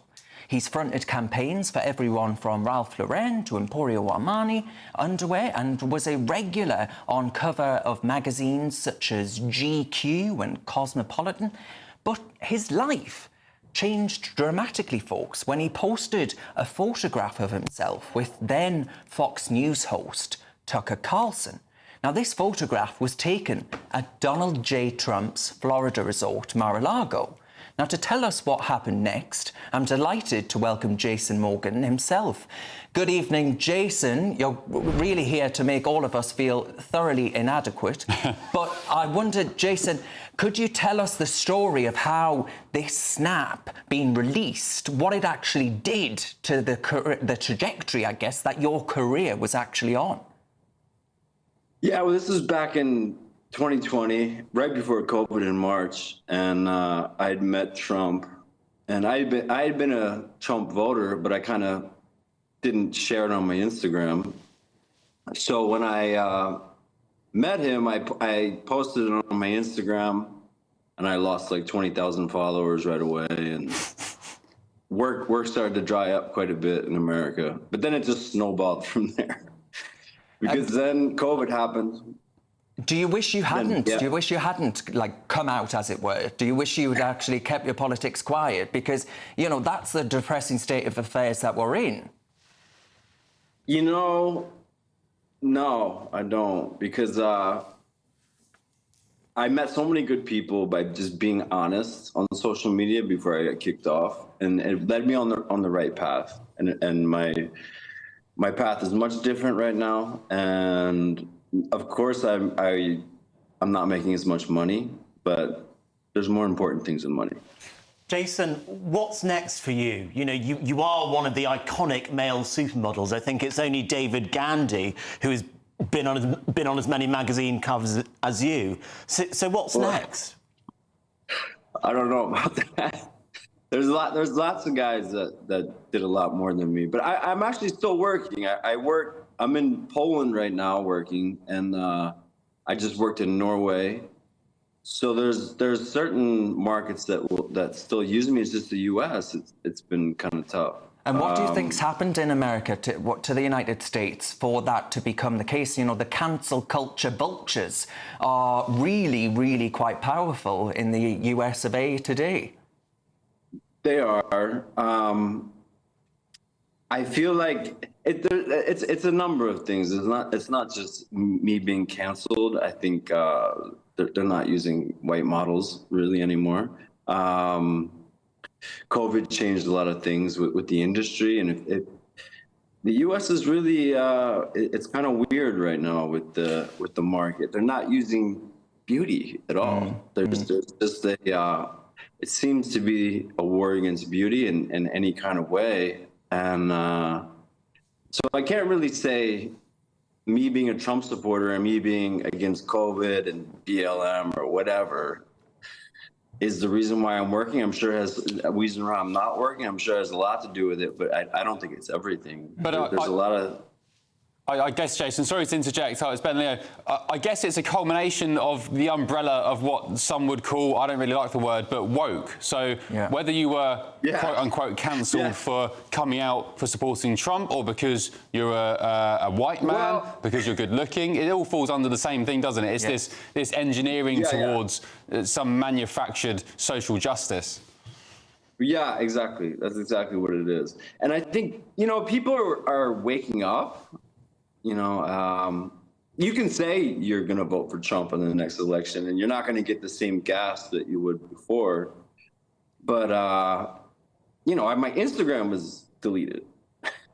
And that's a big part of my business. So... Who deleted it? For that to happen.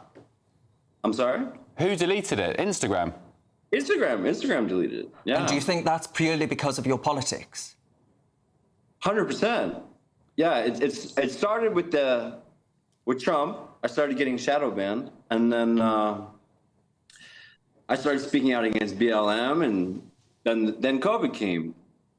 I started getting strikes for calling it the China virus because I knew it came from a lab in China, and then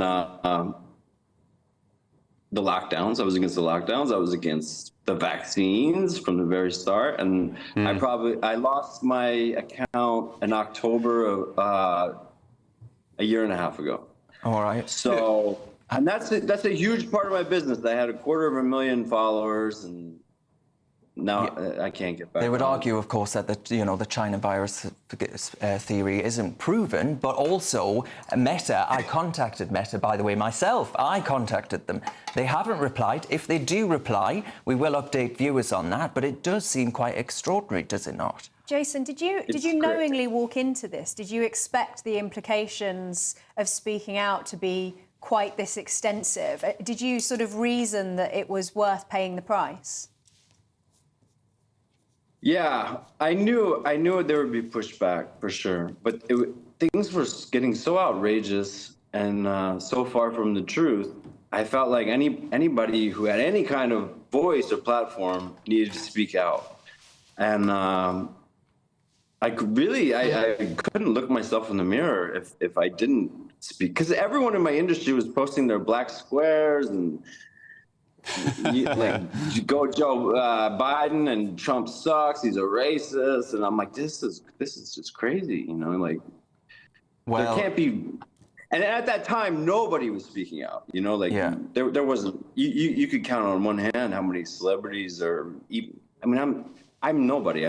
Nobody knows who I am. That's not true. That's not true. You have hundreds of thousands of followers on these social media platforms. But Jason, we're going to have to leave it there. But I would say, what a sad state of affairs. You've been proven right on some of these things, it would seem. And despite that, that's it, I'm afraid. But Jason Morgan, thank you very much for giving us an insight into that. Now, folks, still ahead. I'm going to actually get the panels in. Benjamin, you were desperate to say something. Well, no, he's gone now, so I can't ask it. No, well, we've only got very brief panel remarks. I think it's very sad that we're no longer able to disagree agreeably. I think we always disagree agreeably on this panel every week that we do the show, and I think it's sad that in the real world, that is getting less and less. I'd like to know what your question would have been. Well, no, I mean...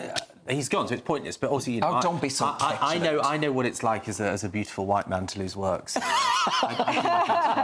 What was the question? Was it sensible? He's not here, so... Well, he is still on the line.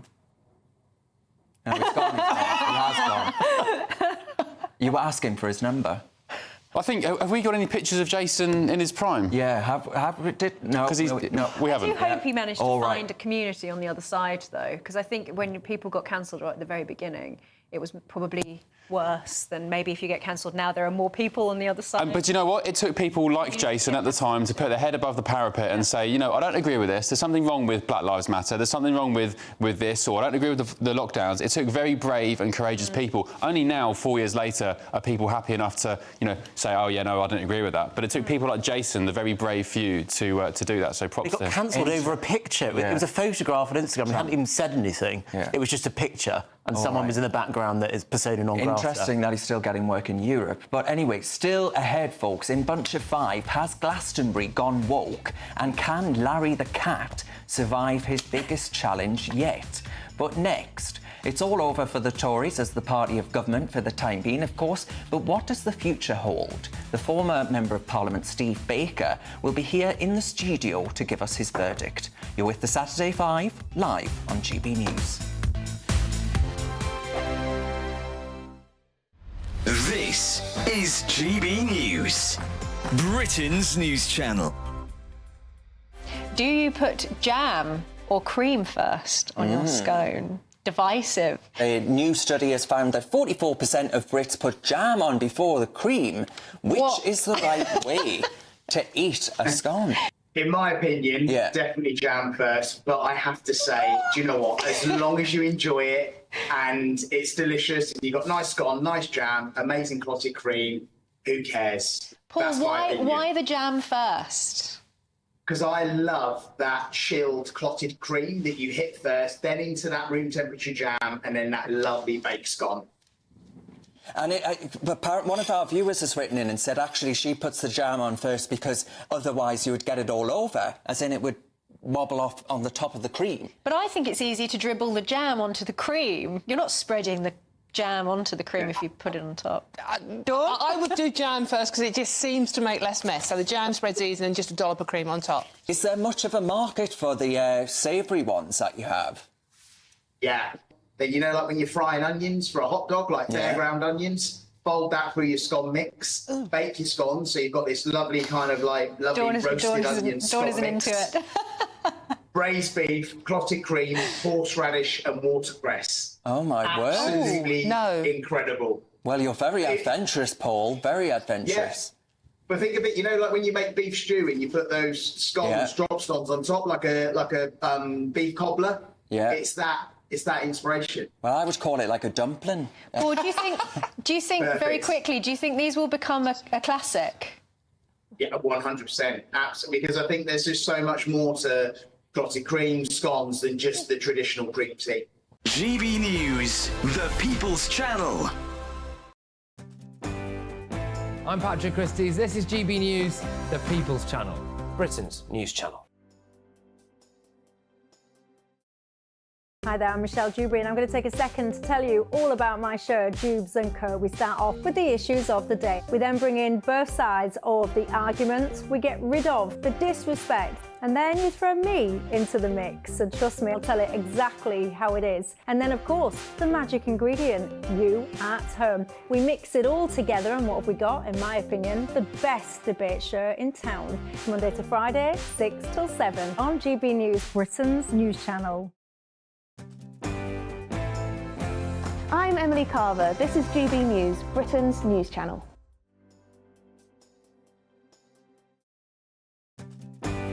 I'm Ellie Costello, and thank you so much for joining us here on GB News, the People's Channel, Britain's news channel.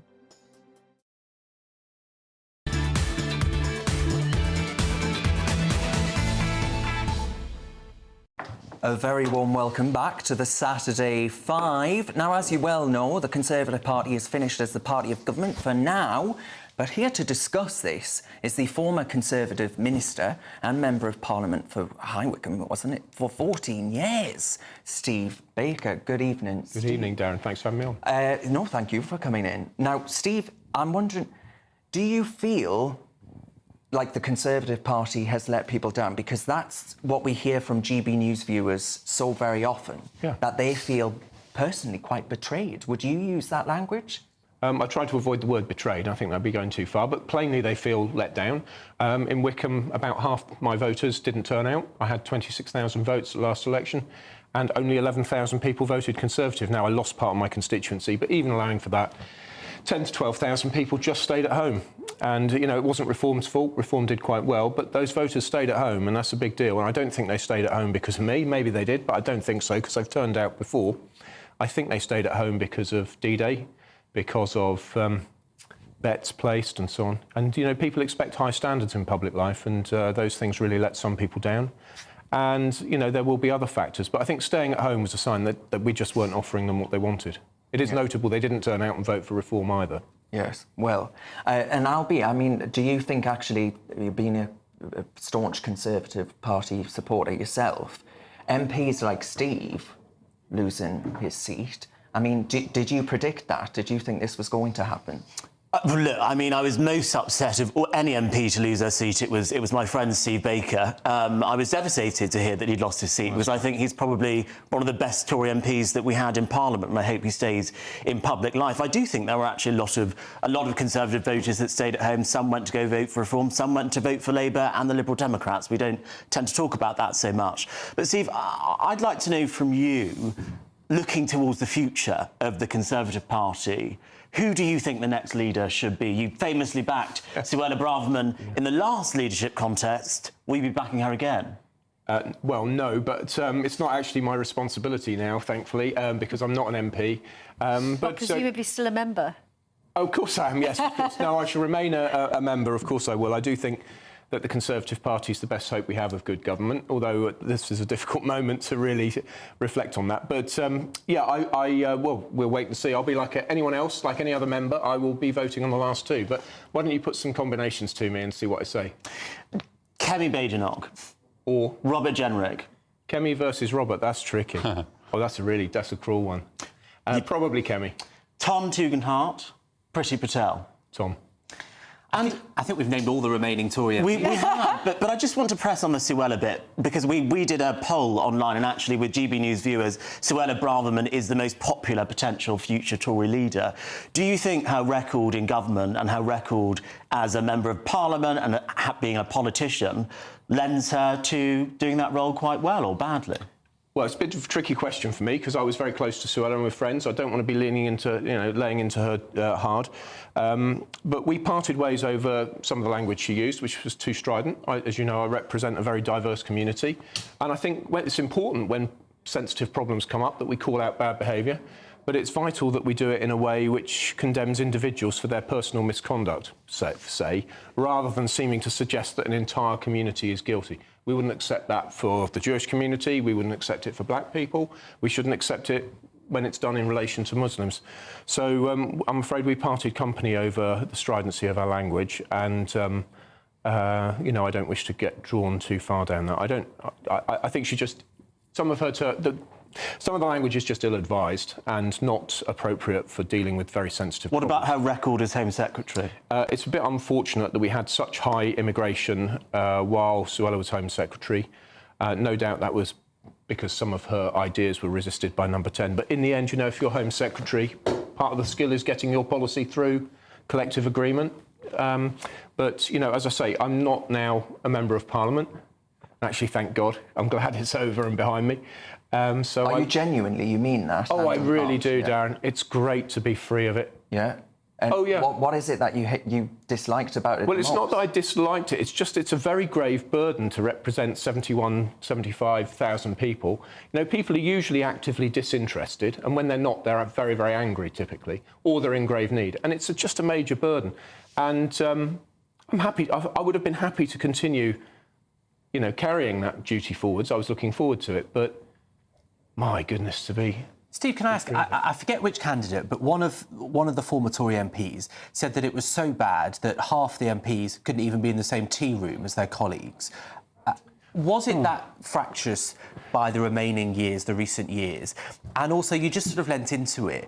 What's it like on your mental health to be in a situation that pressured and that divided? Well, I talked about my mental health once before. I don't want to be a guy who talks a lot about his mental health, but I did talk about it with the Times, and that's well recorded. But that was really to do with the particular circumstances I faced. I did what I did on Brexit, and I did what I did on COVID to defend people's liberties. And it's a hell of a thing to have a broadcast list of 130 MPs, and they're looking to you to tell them which way to vote in a rebellion that you've only just decided you're having because the government tabled something late or whatever. And that's actually a responsibility that Prime Ministers don't have, because they got support, they got time. So, that was a problem. But this issue of MPs not getting on with each other, I've not really exposed to. I've always made sure that I've personally cultivated relationships across the whole Conservative Party, possibly with one exception. But, so I try to get on. But it's vital to have positive relations. Who was that? Yeah. Well, obviously Nadine. Well, talking of Nadine, Steve, you, in Boris Johnson's final days, were a supporter of the then Prime Minister. You turned and said his time was up, and you were part of the rebellion to oust him. Do you regret that? No, so I wasn't part of any rebellion to oust him. I did stand up and say time was up, because I really did think it was. I mean... But do you regret that now, getting rid of Boris Johnson? Seeing the calamity that followed... I did not remove Boris Johnson. I didn't campaign against him. I said I thought he should go, and I think that was right, and that was a reflection of my electors' views. But do you not think going public and saying that the time's up, he needs to go, I mean, that is all equal to saying, voting... Well, I think I had a bigger effect on him and on the public debate than I expected I would have for a single intervention, and I suppose that's a compliment, but... he fell in the end because his handling of the Pincher affair was unacceptable to his own ministers, and I was not one of them. Those ministers resigned in a great avalanche out of his government. And whether people want him back for his charisma or not, you just can't be Prime Minister if your handling of crises doesn't meet with the confidence of your ministers. So knowing what's happened over the past 48 hours, if you could go back to Boris's time again, would you still call for him to go? Knowing a Labour government would be coming 4 years later? I absolutely think that Boris... it was right that Boris went overall. But you can't keep somebody on just because they're charismatic. They've actually got to be good at governing. Well, he's an election winner. Yeah, but that's not enough. I'm sorry, this is a really important point. What kind of country do we want to be? Do we want to be a country where the Prime Minister has the capacity to deliver like Rishi does, the ideology that can But set Steve, up... Rishi, what's Rishi delivered? But- sorry to interject again, but Rishi didn't deliver. He just lost you a massive election. So if you look at... Well, so it looks at... Depends which issue you look at. So, for example, Northern Ireland, where I was operating, I didn't negotiate the Windsor Framework. I don't like the hard compromises in it.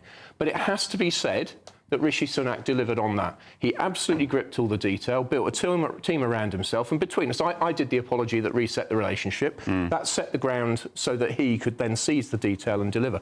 And he did do it, and he did it brilliantly. But what we need is both... Well, three things. The charisma of Boris Johnson, the ideology of Liz Truss, and the capacity to deal with detail that Rishi Sunak has. Does Nigel Farage have that? No. Nigel Farage, I'm afraid, I ought to be able to get on with him. But the problem with Nigel, and I remember going to a conference where I spoke after him, the problem with Nigel is it's the curse of easy answers. He was suggesting at that conference that basically everything would be easy if only the Conservatives would try. And it's such a seductive argument, but it's nonsense. All the problems we face are difficult. If they weren't difficult, we'd solve them. But we'd solve them because we like getting elected. So what then do you think, forget the Conservative Party for a moment, what do you think is the future of conservatism in Britain? If you don't think it's the future is with Farage and Reform, but also we've seen obviously the Conservative Party haven't had their best showing. So what is the future of conservatism? Well, the future of conservatism really requires us to take stock of the situation we're in, decide what objectives we're trying to reach, and then work out a plan together. It's really very straightforward.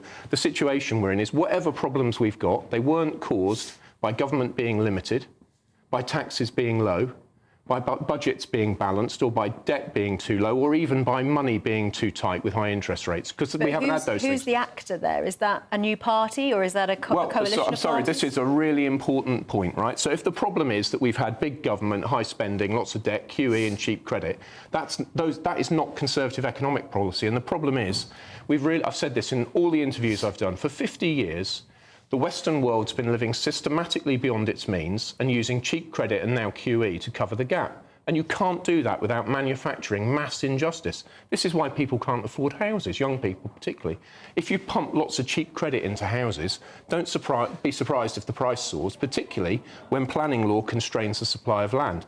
And so these are disastrous policies, but in the end they arise because the state spends too much. So the future of conservatism actually is to face the real world as it is, which is that you can't spend more than you're earning in the long run. And your viewers know that, right? Yeah, well, I mean, yes, but I think there will be a lot of viewers, Steve, that actually quite liked the language of Suella Braverman, for example. They support her, they quite like this idea of a more robust conservatism. Just very briefly, what is it that you've got against that? Oh, I haven't got anything against a robust conservatism. I don't think I've ever... They might argue that the way in which you communicate that is very much in the language of Suella Braverman. Well, I think they're wrong. I'm sorry. I mean, I'm now not looking to get elected by people. Accusing people of going on hate marches isn't the right thing to do, for example. So some of the people out there marching in relation to Gaza clearly are hate-filled, and clearly their behaviour should be condemned.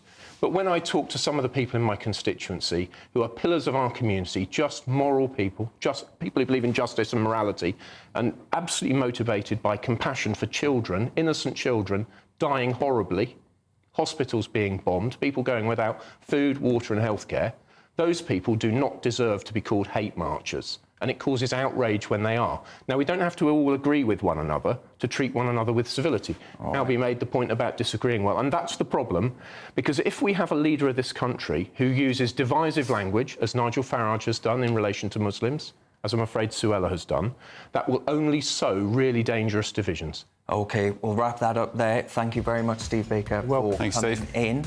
Now, coming up, folks, in the bunch of five, has Glastonbury gone woke? And who will win the battle of the Downing Street cats? It's all going on. Plus, has Emma Raducanu single-handedly ruined Wimbledon for everyone? You're with the Saturday Five, live on GB News.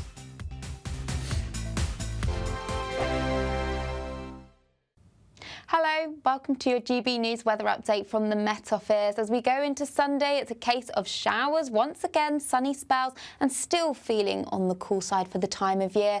We've got this area of low pressure moving out towards the east and driving northwesterly winds, so bringing that fresher feel for Sunday. But it's turning dry across parts of England through this evening with some late evening sunshine. Clear spells elsewhere, but a few showers mainly coming into western parts of England and into Wales and northwestern England as well. But still, temperatures around 10 or 11 degrees, but under the clearest skies across Scotland could dip down into the mid-single figures.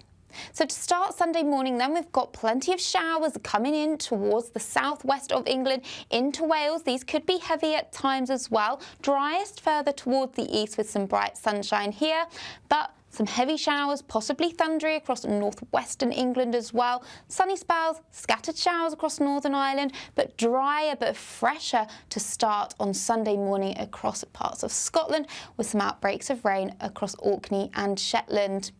As we go through Sunday morning and into the afternoon, those showers will continue to push their way eastwards, turning heavy at times and becoming more widespread as we go through the day. Could turn thundery at times across southern parts of Scotland, northern England and central England as well. But we have got lighter winds out there compared to today, so that will help lift the temperatures just slightly, perhaps feeling a bit warmer, 19 or 18 degrees, but a little bit warmer in Scotland too. A fresh start to Monday morning, plenty of dry weather first thing. We'll start to see some showers breaking out across the northern parts of England and Scotland, but another area of low pressure towards the south, bringing cloudier skies and outbreaks of rain. And that sets the scene really through Monday, Tuesday and Wednesday with outbreaks of rain, temperatures generally around average. Good afternoon, Britain. Your lunchtime update on the stories that matter across the UK. From breaking news and insightful analysis, inspiring stories and lively debates. You're comparing yourself to a former Prime Minister. Which is it? Stay informed, stay updated, stay entertained. I just don't know how anyone would not want to be there. Every weekday from midday. We are Good Afternoon Britain, only on GB News. Britain's news channel. Are the newspapers getting you down? My wife didn't divorce me that month. Struggling to separate the wheat from the chaff? I know that it's a bit of a circus at the best of times. Well, don't worry, Headliners has got you covered. We'll take the burden of reading the day's news, and if we get depressed, who cares? It's an occupational hazard, frankly. That's Headliners on GB News from 11 p.m. till midnight, and the following morning, 5 till 6 a.m. on GB News, the comedy channel. Nah, just kidding. Britain's news channel.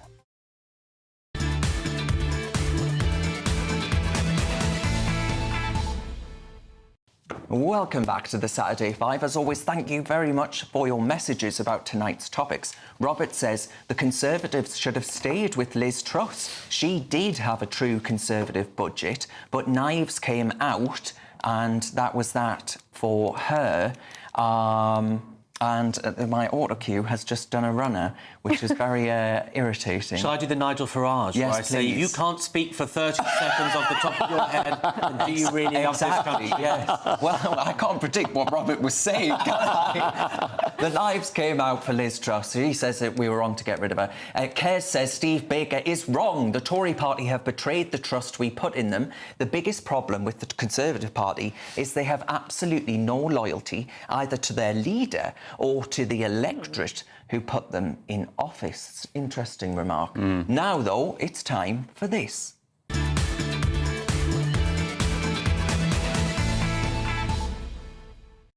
I think somebody must have scored because I've just nearly jumped out of my spot. It feels like we're at the football match, doesn't it? Actually, it does. Right, Albie, what have you got for us? Yes, in my bunch of five, I'm talking about one of our very own here at GB News. Viewers might have been wondering where the wonderful Catherine Forster was yesterday. We would normally expect to see her outside Number 10 reporting on these great political events, but actually she posted a thread on Twitter describing an amazing story about her two eldest sons who should have arrived home yesterday after a 9-week adventure across Southeast Asia, but they didn't. They weren't on a flight. They'd actually gone to hike up a volcano. These are her two boys that you can see on the screen now, and they actually went missing. They couldn't be they couldn't be heard from for about 30 hours, and then eventually they were found very weak but healthy, and now they have been found and they are safe. And thank God for that. Where were they lost? They were lost up this mountain, up this Wow. volcano in Southeast Asia. And they were found. But they got Amazing. hiking. That they got hiking on. And actually, the two boys said that they managed to survive because of skills that they learned from watching Bear Grylls on the television and Scouts. And so actually, those skills that you can learn doing those sorts of things are really important. Why does it? Because in life and death situations, it feels like it can save your life. It feels like everyone's going abroad and getting lost on walks or Probably everybody's used to being in their houses. They've not. Nobody's used to travelling anymore. I think the world's gone mad. And I think Catherine said, who is, of course, one of our political correspondents, she said that Mum has had a few words that you do not go up mountains without a guide.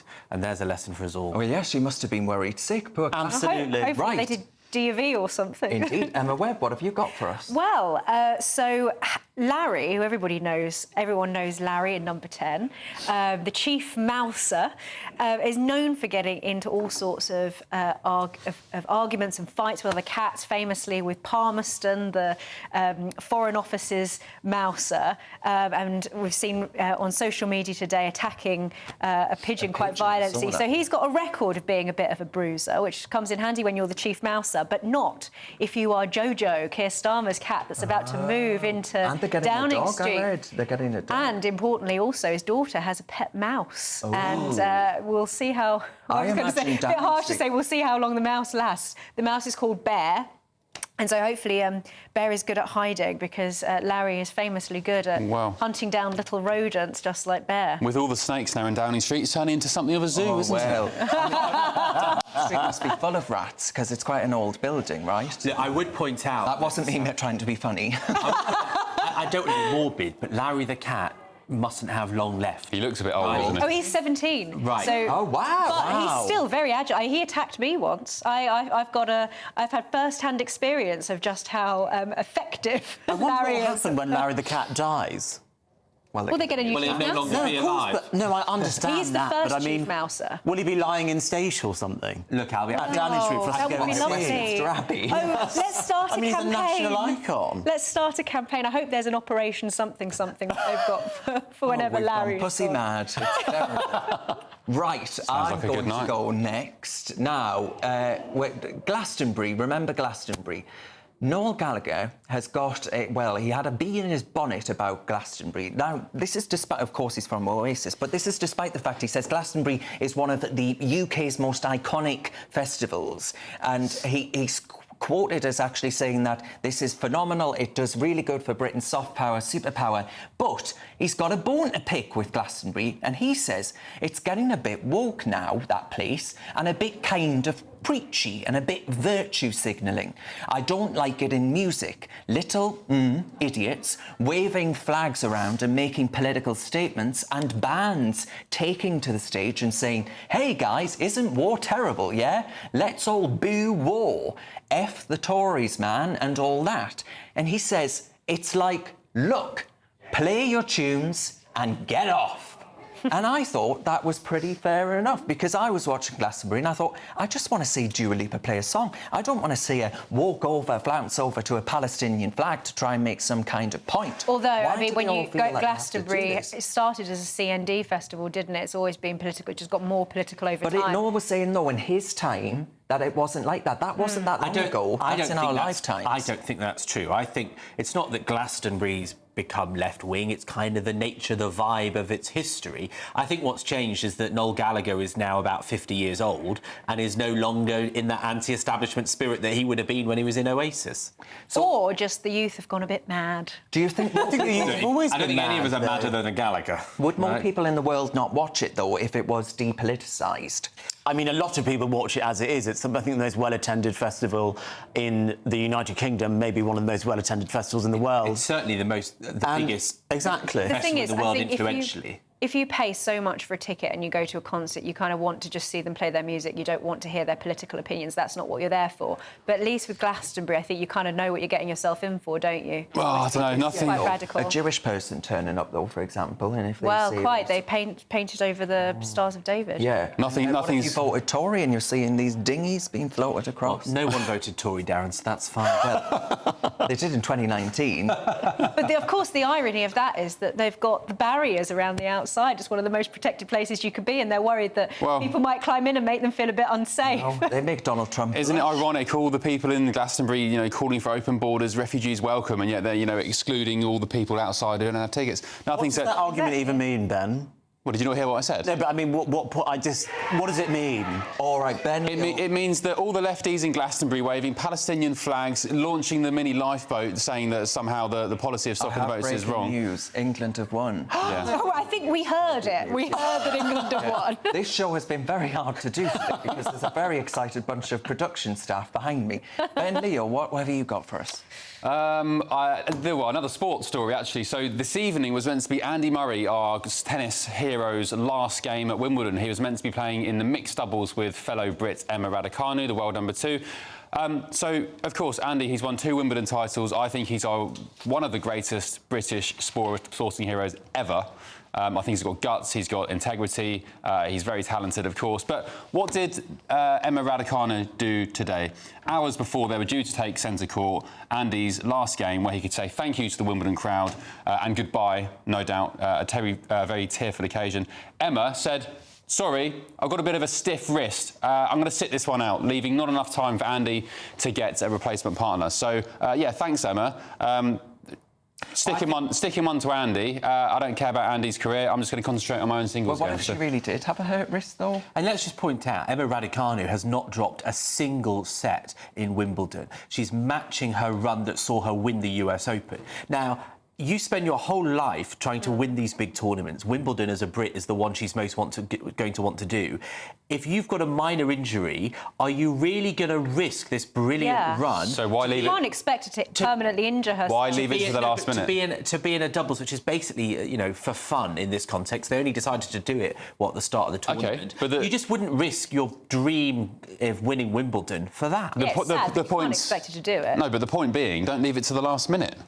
Well, that's how injuries work. Because he didn't have time to. He didn't have time to get a replacement. And if she really didn't want to play, just take centre court, go to the game, don't play. Just just throw the game and give Andy the deserving goodbye. She should just stop doing tennis. I mean, doesn't she hurt her wrist every time she picks up a tennis racket? She's made a lot of money. She's the most successful British woman in tennis. I feel like all I hear about with Emma Raducanu is, she's got a wrist injury, she can't play. So just, why don't you do something else? She's young enough to have another career. Andy, that's what she should Was do. it the US Open that she won? She won You're saying she should get another career. She's the most successful woman we've had in British tennis in decades, if not ever. But she won a wrist every time she plays. She won a Grand Slam with a very lucky draw, and since then has been injured or crashing out in the first round of tournaments or Grand Slams. Judy Murray, Andy and Jamie's mum, this evening on Twitter was responding to a tweet of the news that Emma had pulled out with the words simply, yes, astonishing, full stop. So clearly the Murray camp not happy with Raducanu. Well, look, I've got someone else that makes about as little sense as you do at times. Joe Biden, the US president, has finally sat down to try and explain that disastrous debate that he had against Donald Trump the other week. A poll found that 74% of people thought that he was too old to be president in the wake of it. Well, today he has said that, quote unquote, only God Almighty will stop him running again in 2024. I feel like God Almighty might be trying to send him a message in recent weeks if that's the case. Shall we all pray for that to happen?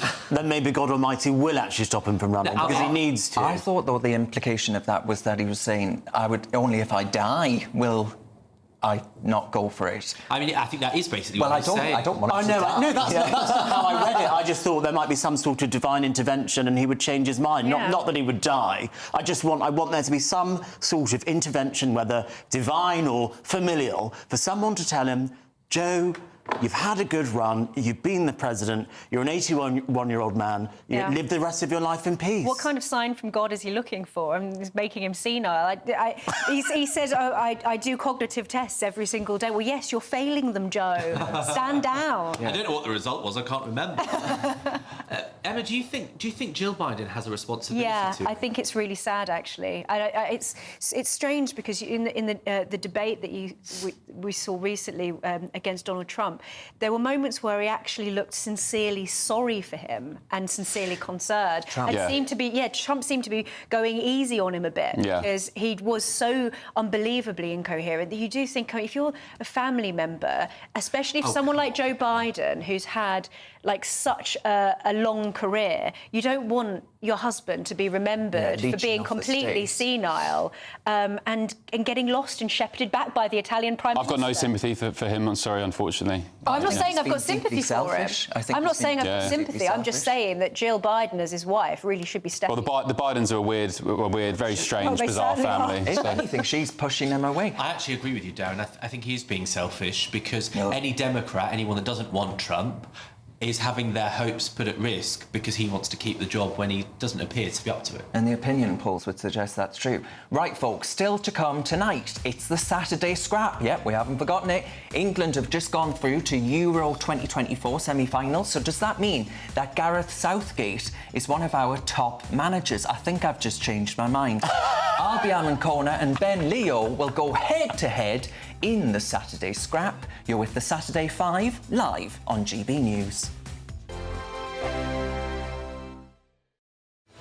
I'm Patrick Christys. Every weeknight from 9, I bring you 2 hours of unmissable, explosive debate and headline-grabbing interviews. What impact has that had? We got death threats and the bomb threats on. As time passes, she could have saved Storm. You made my argument for me. My guest and I tackle the issues that really matter with a sharp take on every story. Went everywhere. Something practical could be done. Or I can become something different. Patrick Christys tonight from 9 p.m. only on GB News, Britain's news channel. Mark Dolan Tonight, weekends from 9 p.m. As he turns 80 next month, Thomas Markle gives a moving interview to the Mail newspaper saying, "I've never been one for birthdays, but I know the one person I most want to hear from, Meghan, will not be in touch. I'd love to meet my grandchildren," he said, "but I'd be happy with a photograph at this stage." Well, for reaction to this sad story, I'm delighted to welcome US political and royal commentator Hilary Fordwich. He also added that he never thought that he'd have something in common with the king. And of course, the king doesn't know his grandchildren either. And I think that's a very sad state of affairs. What is very important, the important thread here, though, is the hypocrisy. The hypocrisy of Meghan Markle claiming to care about people and all the tours they go on where they have empathy for people, and yet her very own father. And also, Mark, it really happened so fast. In 2016, she posted on Instagram that her daddy was the greatest in the world. And the other thing is that she claimed that she had made everything herself and she came from a very poor family. Actually, she had a very privileged childhood, being sent to private schools in California. Well, poor old Thomas Markle, as he approaches his 80th birthday, is a serious thorn in the side and, frankly, an ongoing embarrassment to the couple. Yes, and I think that one of the things that's immensely sad is that, Meghan Markle wasn't happy to be number 2 to Princess Catherine, and now she ends up being really nothing. I do think that a tiger doesn't change its stripes. What we have to look at here is track record.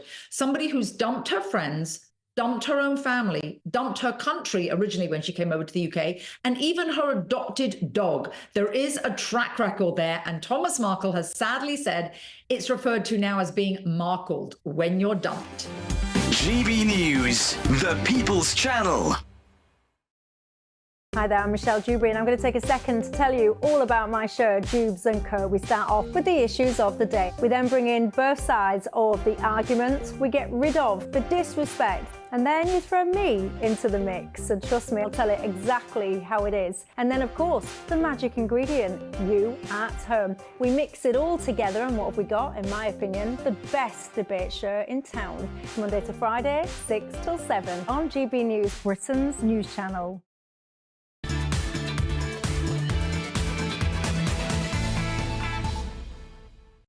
Welcome back to the Saturday Five. As always, thank you very much for your messages about tonight's topics. Alan says, how out of touch is Steve Baker? I'm glad he's gone, Alan.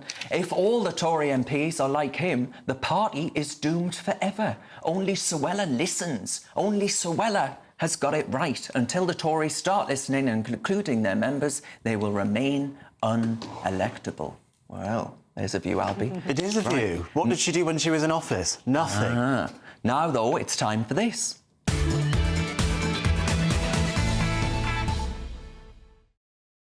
That's right, it's time for tonight's main event. England have just gone through to the Euro 2024 semi-finals after beating Switzerland on penalties in quite dramatic fashion. So is Gareth Southgate, the manager, a hero of the nation? Or could we do even better without him? Albie Amankona is a hardcore Gareth Southgate fan, but Ben Leo thinks that Gareth from The Office would do a better job. Seconds out, it's round one. Lead us off, Albie. First of all, can I just say congratulations to the England football team for their historic win over in Germany against Switzerland. They won in penalties, which is something that England doesn't normally fare quite well in. I remember the last Euros where England, in fact, lost in penalties to Italy back when that was on in 2021. You are going to hear from this ungrateful gentleman over here that Gareth Southgate is a bad manager somehow. Well, let's just have a look at some of the metrics. There's only one England manager who outperforms Gareth Southgate when it comes to metrics, and that is Sir Alf Ramsey. Only Sir Alf Ramsey outperforms Gareth Southgate when it comes to the metrics. OK, competitive games, friendly games, what are we talking? We're talking all games. OK, all games. First response to that is they play more games now. Back in the day, 40, 50, 60 years ago, they'd play international games were far and few between. Today they interrupt the Premier League season to play international games. So that's why Gareth Southgate has a bigger win and draw ratio. Even when you just look at the first 100 games, he actually has the second best statistics. He has 60 wins, 204 goals, 23 draws, and only 16 defeats. Whereas Ramsey had 63 wins, 23 draws, 14 defeats, and Winterbottom had 59 wins, 23 draws, and 18 defeats. The metrics don't lie, Ben Leo. No, I agree. He is the best manager we have had for quite some time. Indeed, the metrics don't lie, Albie, which is why when you look in the England trophy cabinet, what have we won? Finish the debate. It's over. It's not over. The reason finished. You don't like Gareth Southgate is because you don't like his politics. Look, the numbers don't lie. You just don't like him because he supports his black footballers. Albie, you've just been destroyed. The vicious racism. The facts beat your feelings. No, they don't. England blew the World Cup semi-finals against Croatia. They just made it to the semi-finals of the Euros this year. Which other England manager in your lifetime has achieved that? They've not won anything yet. They should have won. If you ask any sports person, ask Gareth Southgate himself. They should have won the Euro 2020 final against Italy. They went 1-0 up after a very, very easy route to the final. Let me tell you who they played in that route to the final, by the way. All the big hitters. 4-0 against Ukraine, 1-0 against the Czech Republic, 1-0 against the mighty Scotland, Croatia, then Denmark in the semis, and finally Italy in the final. They went 1-0 up, and Southgate, with the mentality he's got, he parked the bus, he panicked, he instilled the fear in his players, and we bottled the final. Ask anyone. He's just got us to the semi-finals of the Euros. All right. Wow, what? By winning on pens against Switzerland. Right, we've only got a couple of minutes left on the show. So what I would say is, I think Gareth Southgate is too nice. I think that's his problem. He's too nice a person. I want someone who's menacing, who's going to be able to, maybe Albie can manage England. I want someone that's going to be like, no, you're not being in the team, not have these friendships that actually preclude can I just say, actually being ruthless. Albie is such a big Gareth Southgate fan that he wasn't even watching the game when he could have today. I appreciate part of it was during our show. Look at this picture here. So any adoring Southgate fan would be watching the Three Lions take on Switzerland in the quarterfinals. Albie couldn't care less. Ben Leo, look, I will be completely honest. I become a football fan once England make it to the semi-finals. I'm a total glory hunter, and now I can get excited about football because we're in the semis. Thank you, Gareth. Ben, if your measure is that you're only good if you've got something in the trophy cabinet, then it'd be 58 years. But it's true. That's what sport is. Who plays sport here? Be honest. None of you play sport. I've played lots of tennis, but look, my point is that it's 58 years since we won anything, and he's got us closer. So that doesn't matter. You're the first loser. The first loser. It's pathetic. Oh, I don't care. And also, beyond the... Slightly, don't... Oh, come on, it's England. Can I be honest? I'm happy, The thing is, patriotic. we're not very good at football. No, that's Premier League's the best league in the world. I need to answer. That's where you're wrong. I'm afraid we need to get to a commercial break, Ben Leo. The show is over. Let's get to some quick email. Anthony says England got through by the skin of their teeth. Southgate should resign. Samantha says one has to question Jill's motives for keeping Joe in place. He's obviously no longer fit for the position of president. Thank you very much to our guest tonight, the wonderful Emma Webb. Next up, it's Leo Kearse with the Saturday Night Showdown. Cheers very much for watching. We'll see you next week. That warm feeling inside from Boxed Boilers, sponsors of weather on GB News. Hello, welcome to your GB News weather update from the Met Office. As we go into Sunday, it's a case of showers, once again sunny spells, and still feeling on the cool side for the time of year. We've got this area of low pressure moving out towards the east and driving northwesterly winds, so bringing that fresher feel for Sunday. But it's turning dry across parts of England through this evening with some late evening sunshine. Clear spells elsewhere, but a few showers mainly coming into western parts of England and into Wales and northwestern England as well. But still, temperatures around 10 or 11 degrees, but under the clearest skies across Scotland could dip down into the mid-single figures. So to start Sunday morning then, we've got plenty of showers coming in towards the southwest of England into Wales. These could be heavy at times as well. Driest further towards the east with some bright sunshine here, but some heavy showers, possibly thundery across northwestern England as well. Sunny spells, scattered showers across Northern Ireland, but drier but fresher to start on Sunday morning across parts of Scotland with some outbreaks of rain across Orkney and Shetland. As we go through Sunday morning and into the afternoon, those showers will continue to push their way eastwards, turning heavy at times and becoming more widespread as we go through the day. Could turn thundery at times across southern parts of Scotland, northern England and central England as well. But we have got lighter winds out there compared to today, so that will help lift the temperatures just slightly, perhaps feeling a bit warmer, 19 or 18 degrees, but a little bit warmer in Scotland too. A fresh start to Monday morning, plenty of dry weather first thing. We'll start to see some showers breaking out across the northern parts of England and Scotland, but another area of low pressure towards the south, bringing cloudier skies and outbreaks of rain. And that sets the scene really through Monday, Tuesday and Wednesday with outbreaks of rain, temperatures generally around average. Looks like things are heating up. Boxed Boilers, sponsors of weather on GB News.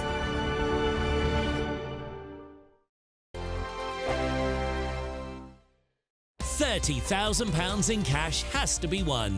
It's our biggest cash prize so far, and it could be yours. Phil was a winner. Listen to what he says about winning the Great British Giveaway. Hi, my name's Phil Cox. I just looked at my account and thought, oh my God, yeah, it's true, it's gone into my account. And if I can win it, anybody can win it. The next big winner could be you, with an extra £30,000 cash in your bank. For another chance to win £30,000 in tax-free cash, text CASH to 63232. Text costs £2 plus one standard network rate message. You can enter online at gbnews.com/win. Entries cost £2. Or post your name and number to GB07 PO Box 8690 Derby DE1 9TT. UK only. Entrants must be 18 or over. Lines close at 5 p.m. on the 30th of August. Please check the closing time if listening or watching on demand. Good luck. Nana Queer, weekends from 3 p.m. Criminal barrister Tony Wyatt. Tony, thank you very much for coming in. Thanks for having me. Right, so talk to me. What have you been up to since we last spoke? More writing and pulling my hair out. The state of our courts. I want to get your view on a few things, and seeing as you're a barrister, Rishi Sunak's come up with his Rwanda plan. Everyone sort of poo-pooing that. And Keir Starmer's come out with his border command. Is it something that may, well, stop traffickers from trafficking people across the channel? The border command is essentially just another police force, isn't it? To just be dealing with immigration. I fail to see how it's new. I'm not entirely sure how it's new. We have that already. We have a border force. We live in a world where if you say there is a problem with this level of illegal immigration, you're immediately branded right-wing. I'm not right-wing. I'm nothing of the sort. But I can recognise a problem when I see it. That's a problem. That's too many people coming here illegally, undocumented, lost into a system. That's not a good thing. That can't possibly be a good thing. If Keir Starmer is going to throw a lot more people at it, then yeah, that's a good thing. But it's hardly an innovation, is it? Immigration courts in this country have been absolutely crucified. They've been savagely cut. Where you may have dealt with 100 cases in a week before, you're now dealing with 10 because you don't have the judges, you don't have the barristers, you don't have the solicitors. Same. I mean, it's if you decimate the system by which these applications are processed, well, then you're going to create a circumstance in which the applications build up and build up and build up. That's why we have a backlog. Exactly. At the moment, the CPS estimates that we have about 75,000 cases in the Crown Court. The government would say 70, the CPS would say about 75. I'd say they'd know better, given they're prosecuting them all. They would say about 75,000 in the Crown Court, the backlog. That's up from 39,000 in 2020. Now, that's just the Crown Court. If the same thing is happening in the immigration courts, how are we ever recovering from that? GB News, the People's Channel.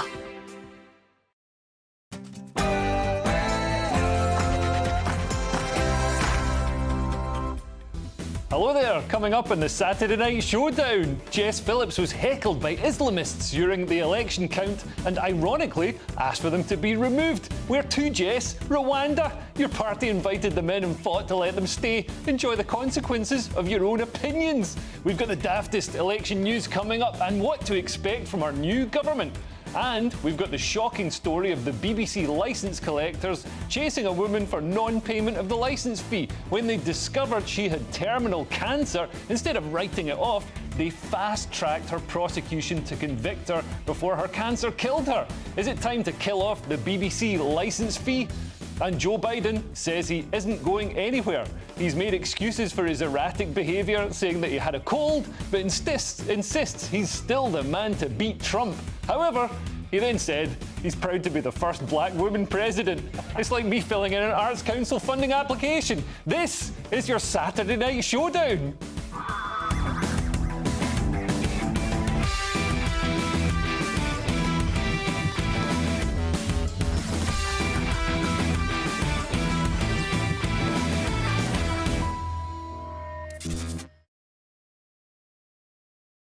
And discussing all of tonight's topics, joining me tonight are my brilliant panel. Over there, they are comedians Paul Cox, the People's Gammon, and Bruce Devlin. Should we call you the People's Clootie Dumpling? I don't know.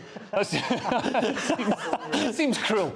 But anyway, before we crack on with the show, let's get your latest news headlines first from Tatiana Sanchez.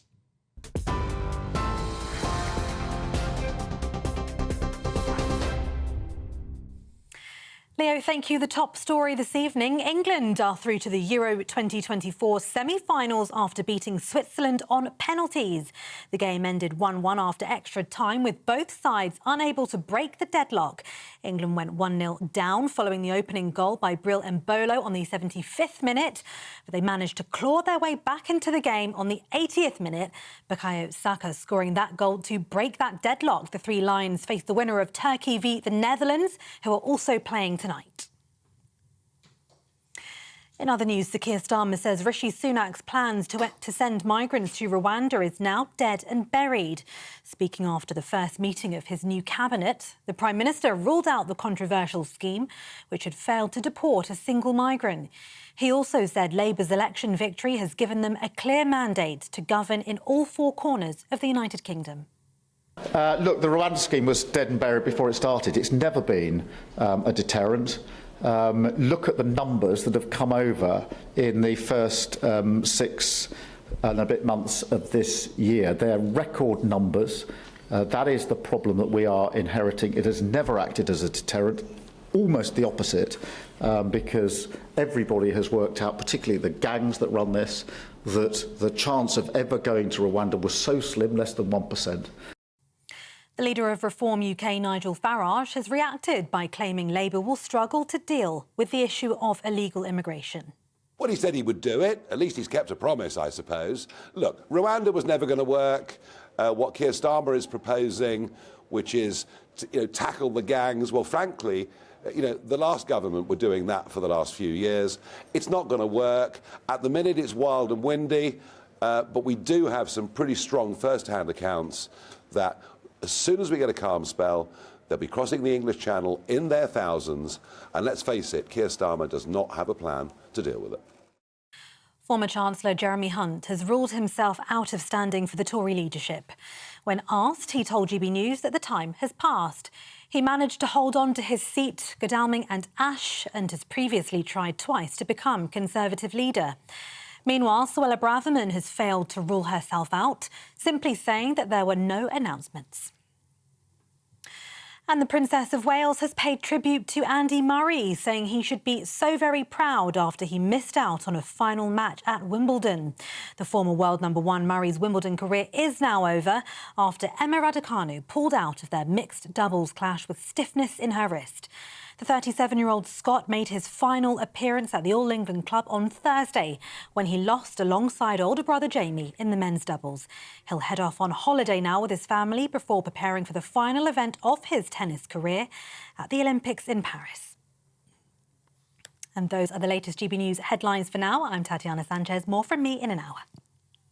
For the very latest GB News direct to your smartphone, sign up to News Alerts by scanning the QR code or go to gbnews.com/alerts.